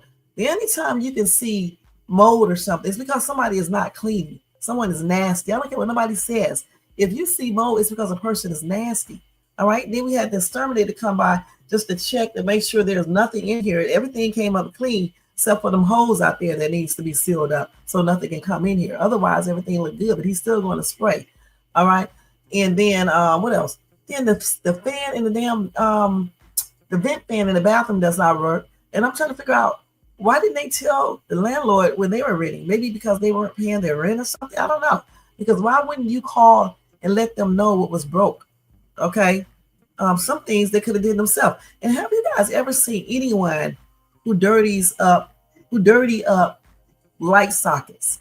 Okay. I mean, it takes 1 minute to get Lysol on a piece of paper towel and just clean it. What the hell is wrong with these people, man? For real. Just plainly nasty, man. And I mean that on everything. When I get through with this entire house, all this cleaning and stuff and organized stuff and doing the cabinets and stuff, you guys are going to be shocked. Okay. Just like in that bathroom. You know, I'm not in the bathroom, in the laundry room, what I had to do in the cabinets. I mean, I put the contact paper up there, hot ass mess, but it's up there, you know, but otherwise it looks pretty good in there. They even broke the damn dryer. Who breaks the dryer, you guys? It's just a basic washer and dryer in there, but still take care of it. All right, take care of it. Why do people rent people's stuff and just don't take care of stuff? Hell, even the damn alarm system needs to be wiped off. I have never in my life seen people who can be so nasty. All you got to do is take a disinfectant wipe and wipe off stuff. And if you clean up every time you make a mess, you would never have to do a full-fledged cleaning. This house is too nice, you know, to be letting it go down like that, you know. And you can tell they repainted and everything, did the floors, all of that. And these people just don't take care of shit. You know, if I ever wanted to rent out property, I think I would have to second guess that, because people just don't take care of your property at all. They really do. At least some people do, you know, but some people don't. How can you have a tub that's dirty and you in there washing your butt in the tub, in a dirty ass tub, in the shower with mildew or mold in it, and you couldn't even blow a pour? They got stuff you can go to the store, Home Depot, to clean up mold, black mold and everything, all the way down to its core. Okay. And you can even put the silicone stuff in there yourself. It's not hard, with the little knife thing that you use and everything. No excuse. And now my handyman is coming by to do all of that. You know what I'm saying? And then they're sending people by to do other things. It's just a hot ass mess. And then you wonder why people be charging all this money in their places and this high ass security deposit, because you got idiots who rent out places and they just don't value other people's stuff. They just live there, just like they do with rental cars, and just drive it crazy and everything. They do the same thing in houses. It's a damn shame. You know, it really truly is. It's a nice house for them to be not taking care of it. When I tell you the cleaning lady that I hired, she cleaned the blinds, the baseboards, the damn crown molding, the floors. When I mopped the floors again, there was no dirt on it. That's how much she mopped it. She cleaned the toilets. We changed every toilet seat in here. Okay, we changed every toilet seat because the toilets was filthy, you guys. The seats. It's like all they did was pee on in the toilet. It did not wipe them off. That's nasty. Who the hell can sit on the toilet and it's not wiped? And then you got kids. Please. And I told you guys before, these people here, when they rent our houses, they clean, but they don't clean good. I think the last tenant called themselves clean, and then the people who own the houses don't clean again, which is plainly ridiculous. I mean, it's like almost every house we went into was similar or, worse. Okay. But, maybe 2 or 3 or maybe 5 wasn't. But the rest of them, they were a hot mess. This house wasn't so bad, but it still wasn't good. That's why we overlooked it at first, but came back and saw it again online and said, saw other applications and stuff. I said, it has potential. We just have to go ahead and clean it and things like that. I didn't know all these other little things was going on though, but everything can be fixed and they're fixing everything. So that's good. The little minor stuff I'll do. Cause like I said to them, if my maintenance man is coming by, handyman is coming by and he's only charging $65 an hour. He's coming by to put the TV up and do some other things for me. He can check the other little stuff and fix it for me too. You know what I'm saying? Because I was still going to pay that same $65. So he's going to do the other gate for me and everything. He's going to change the doorknobs around for me. He's going to do the front door for me. It may go over an hour, but so I'm going to take it to an hour, then I'll have him come back to do the rest. He's definitely going to do that shower. That's the first thing he's going to do. And downstairs, I want him to do all that first, and then he can change that lock, next. And then all the other stuff, if he have enough time, he's going to put the TV up too. If he have enough time, then he can do the other stuff. If he does not have enough time, which he probably won't, then I'll have him come back the next week to do the rest of the stuff. But I bet you everything going to be straight. And when it gets straight, I'm going to show y'all everything, how you can turn somebody not taking care of a house into something that really, really is nice. I'm going to show y'all how you can do that. That's plain ridiculous. They need to take off $500. But I'm not going to say anything. I'm going to see if they're going to suggest taking off a couple hundreds off the rent or whatever the case is for the first month. We'll see if they'll do that or not. You know how people are, But I'll get blessed in other ways. I always do. I'm not even going to worry about it because I want to make sure wherever I live is really, really nice. Okay, I don't give a damn. And I'm going to tell y'all something else. It don't even matter if you rent a brand new house. Even when I rented a brand new house, I had to go in there and do stuff. The one I just left, the walls was filthy. I didn't even see it at first until I turned on the lights. So I was in there washing their walls on a brand new house. Shit. Let me tell you something, dude. Don't be the fifth person on my list, okay? Don't be the fifth Negro on my list, okay? And I'm going to keep that same energy, dude, okay? Jermaine, don't make me F you up. I'm going to be perfectly honest. Don't make me do it, Jermaine, because I will. You know what I be strapped with, okay? You know it. And I don't care what you got, baby. You better be faster than me. I go to the range, all right? And I'm going again, all right? I'm going again. As I get older, I'm going to keep on going so I can keep on being fast, all right? So I can cop people like you, okay? And that's on everything, all right, dude? And when I get off this live, Jermaine, later on, I'm going to call you. I'm going to cuss you out for real. So be looking forward to that, all right? Look forward to that. Thanks, Drip. You look forward to that, dude, okay, with your buster ass. Anyway, guys, let me get out of here. Me and Jermaine crazy as hell. We got married, 2-3 weeks ago. Then it was annulment. I don't know what the heck I was talking about. I said alimony. I meant to say annulment. We got an annulment because I cannot. Boy, let me tell you something, dude. You don't have to be scared of me. I'm not trying to make you scared of me, but you better be scared of something else, dude.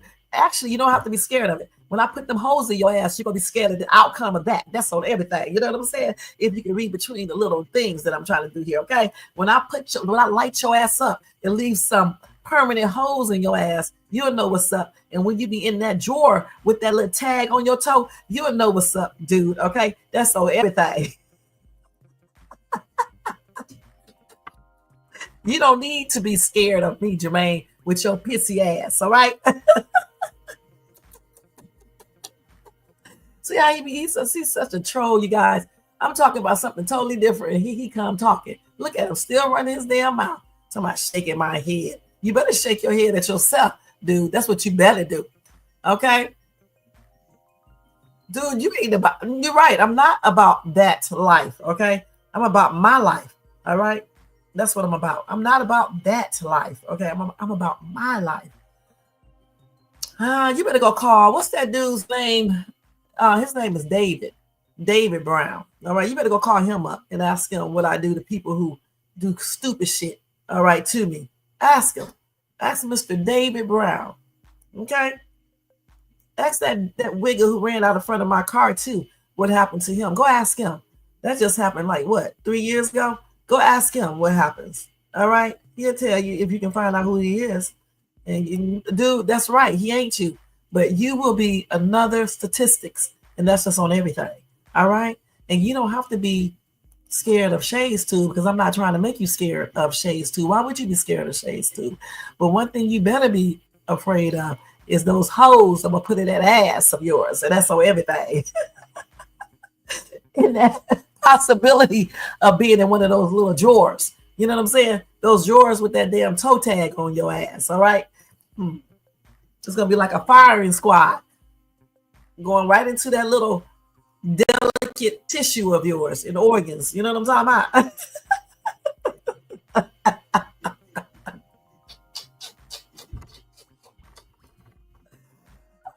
That's why they call me the Shade Star. All right.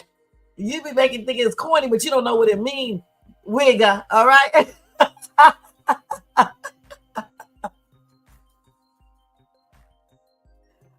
Been on this damn video talking shit for the longest today. Won't you come up and get on this panel just to talk all that shit, but you can't get up on this panel and talk that shit. Get your proper speaking ass up here and talk. All right. You ain't gonna put nobody no cross face nothing. Because for one damn thing, you're not gonna walk up on me, dude. You're gonna be standing your ass back. All right, when you see this firepower. All right.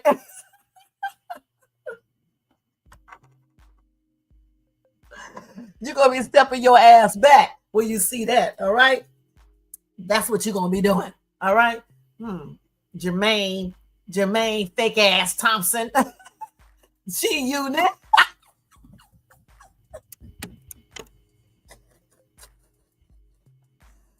My gosh, man. Oh my gosh. We are crazy, you guys. Know this, y'all. We're just playing with each other. Because you know how y'all be tripping out on YouTube. We're just joking. Okay, let me tell them I said you welcome. Hold on. Don't thank me with words. Thank me with taking some money off that damn rent. No. Y'all, I'm so damn silly. Hold on, let me see what they're saying here.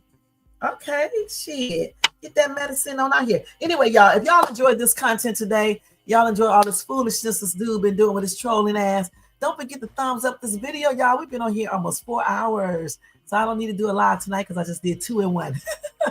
2 in 1. Man, your ass gonna get a deal of 2 in 1. You get the toe tag or you get that hospital bed. Either one you want to take, nigga. Okay? That's what you get.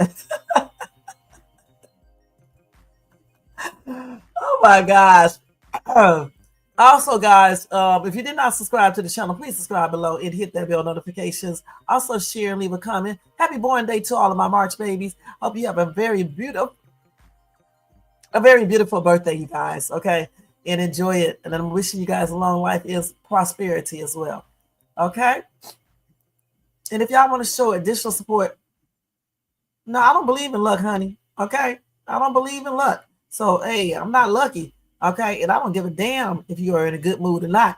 You about that life, get your ass up here on this panel and talk that bull crap that you're talking in this chat. Okay, otherwise shut your ass up. All right, little wigger. All right, little wigger. Talking that shit. All right. Now, as I was saying, guys, if you want to show additional support to this channel, you can also do that by doing a super sticker, a super chat, or a membership for $4.99, or you can do a Cash App to sign Shades Tube to show your support as well. All right, and thank you in advance for that if you guys do that.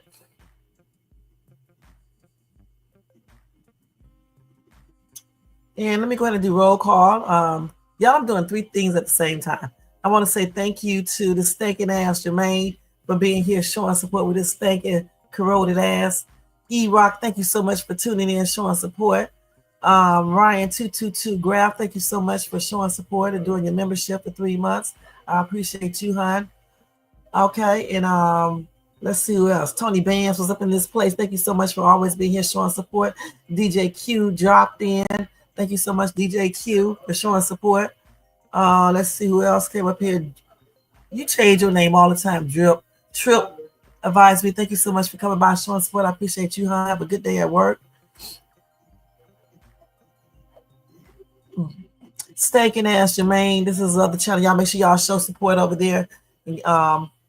And cuss him out when y'all get over there as well, because he be tripping with his stinking ass. Okay, thank you so much for showing support. All right. You said you would like to apologize for Shay's behavior today. She can't help it. Dude, you the one was over here trolling like the troll you are, like the BA you are. That's what you was doing, dude. You started when I was talking about who? Diddy, Kanye, Kim K. You started there, dude. Okay, you actually started before that. You started when I was talking about Jessie Hoffman. Okay, that's when you actually started. Okay, so let me tell you some rules up here when you come to Shades Tube. Keep that shit over there on Black Vigilance TV, okay? Otherwise, I'm gonna strip you of your damn wrench. I'm gonna strip you of everything over here, nigga, and you're gonna be sitting your ass in the bushes, all right? Where you need to be at, in the bushes, all right? Bent backwards, bent over, all right? That's where you need to be at. So I can kick you in your butt, okay? And that's on everything. Yeah, rules. And the other rules is don't disrespect this dag on host up here. Stay respectful at all times, okay?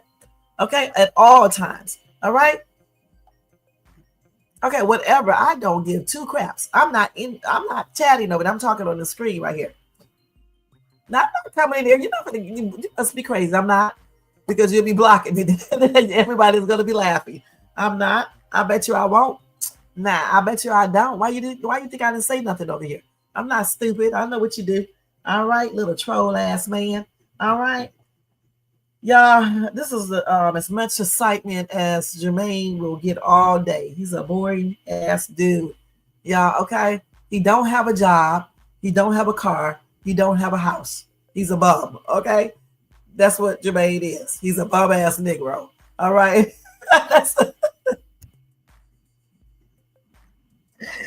Oh my goodness. G-Unit. No.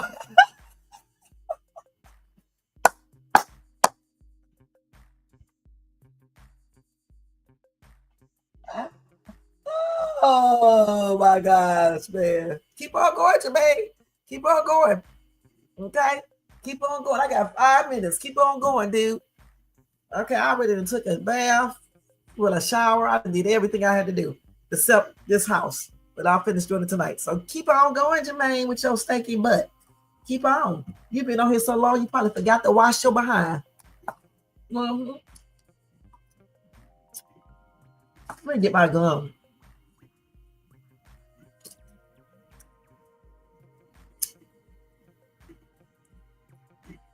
You got anything else to say? It's on like Donkey Kong. Yeah, we'll see, Jermaine. Jermaine, shut your ass up. All right, shut your ass up. Okay? But anyway, guys, we are getting ready to get out of here. Let me go ahead and take this down because Jermaine ain't got no sense. Thanks to everybody in the bushes, everybody who watches this in the replay. I appreciate you all. Again, thanks for getting me to 6,000 plus subscribers and stuff. The views are still okay. We're trying to get those up, so make sure y'all check out all my other videos. I'm getting ready to do a Country Wayne reaction video. I'll do it later on.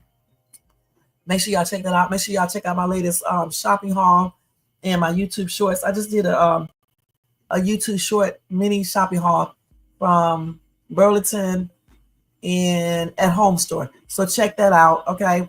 And then I got another shopping haul that I'm going to put up over the weekend. Make sure y'all check that out when I put that up. Check out my other lives and my house vlogs so y'all can see everything that I'm doing in here, okay? And fixing the place up. Other than that, y'all have a good day, and I'll see y'all tomorrow in my next live. I may do it in the daytime. I don't know for sure yet, but I'll see you guys then, and I will see you guys in my reaction video. Have a good remaining day. Monday, you guys. No, nothing is not Monday. See, Jermaine, your crazy ass, your craziness is rubbing off on me. Have a good Wednesday, guys, and I'll see you guys later on, and have a good Wednesday evening as well. All right? Peace out, y'all. See you stinking ass, Jermaine. Go wash your ass because I know you haven't washed it all day or night, and you've been sitting up in that bed laying in that bed doing absolutely nothing. You loser. Now, good night. All right, y'all. See y'all later. Buzzard. You cannot type or spell. Let me take this out now. Y'all don't forget, me and Jermaine be playing with each other like this, okay? Don't take it for real. You know I like to play around like this. Jermaine is really very, very uppity. He's a hot ass mess, actually. I got him acting a little bit ratchet. Okay. Let me go ahead and take this down. Put this up here. You think you have a good day. Let me change this. No, I need to let's see. Okay, there you go. That's the one I'm looking for. All right, y'all. So I'm getting ready to go. Y'all take care. Peace out. Yo, what is good? I doubt it. It probably smells like rotten eggs. You probably smell like that food I had in my car last night. Like a bunch of shit. Yeah, you ratchet. Ratchet as hell. Yeah. Yes, you are. Good night, Oreo. Jermaine. Good night, y'all. See y'all later. I'm about to go for real. Peace out.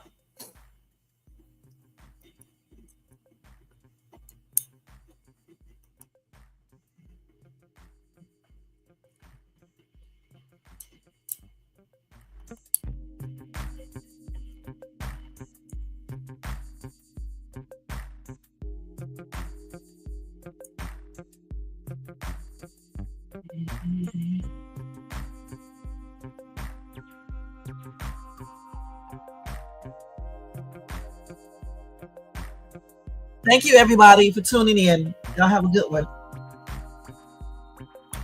And see y'all in my next live tomorrow, okay? Peace out.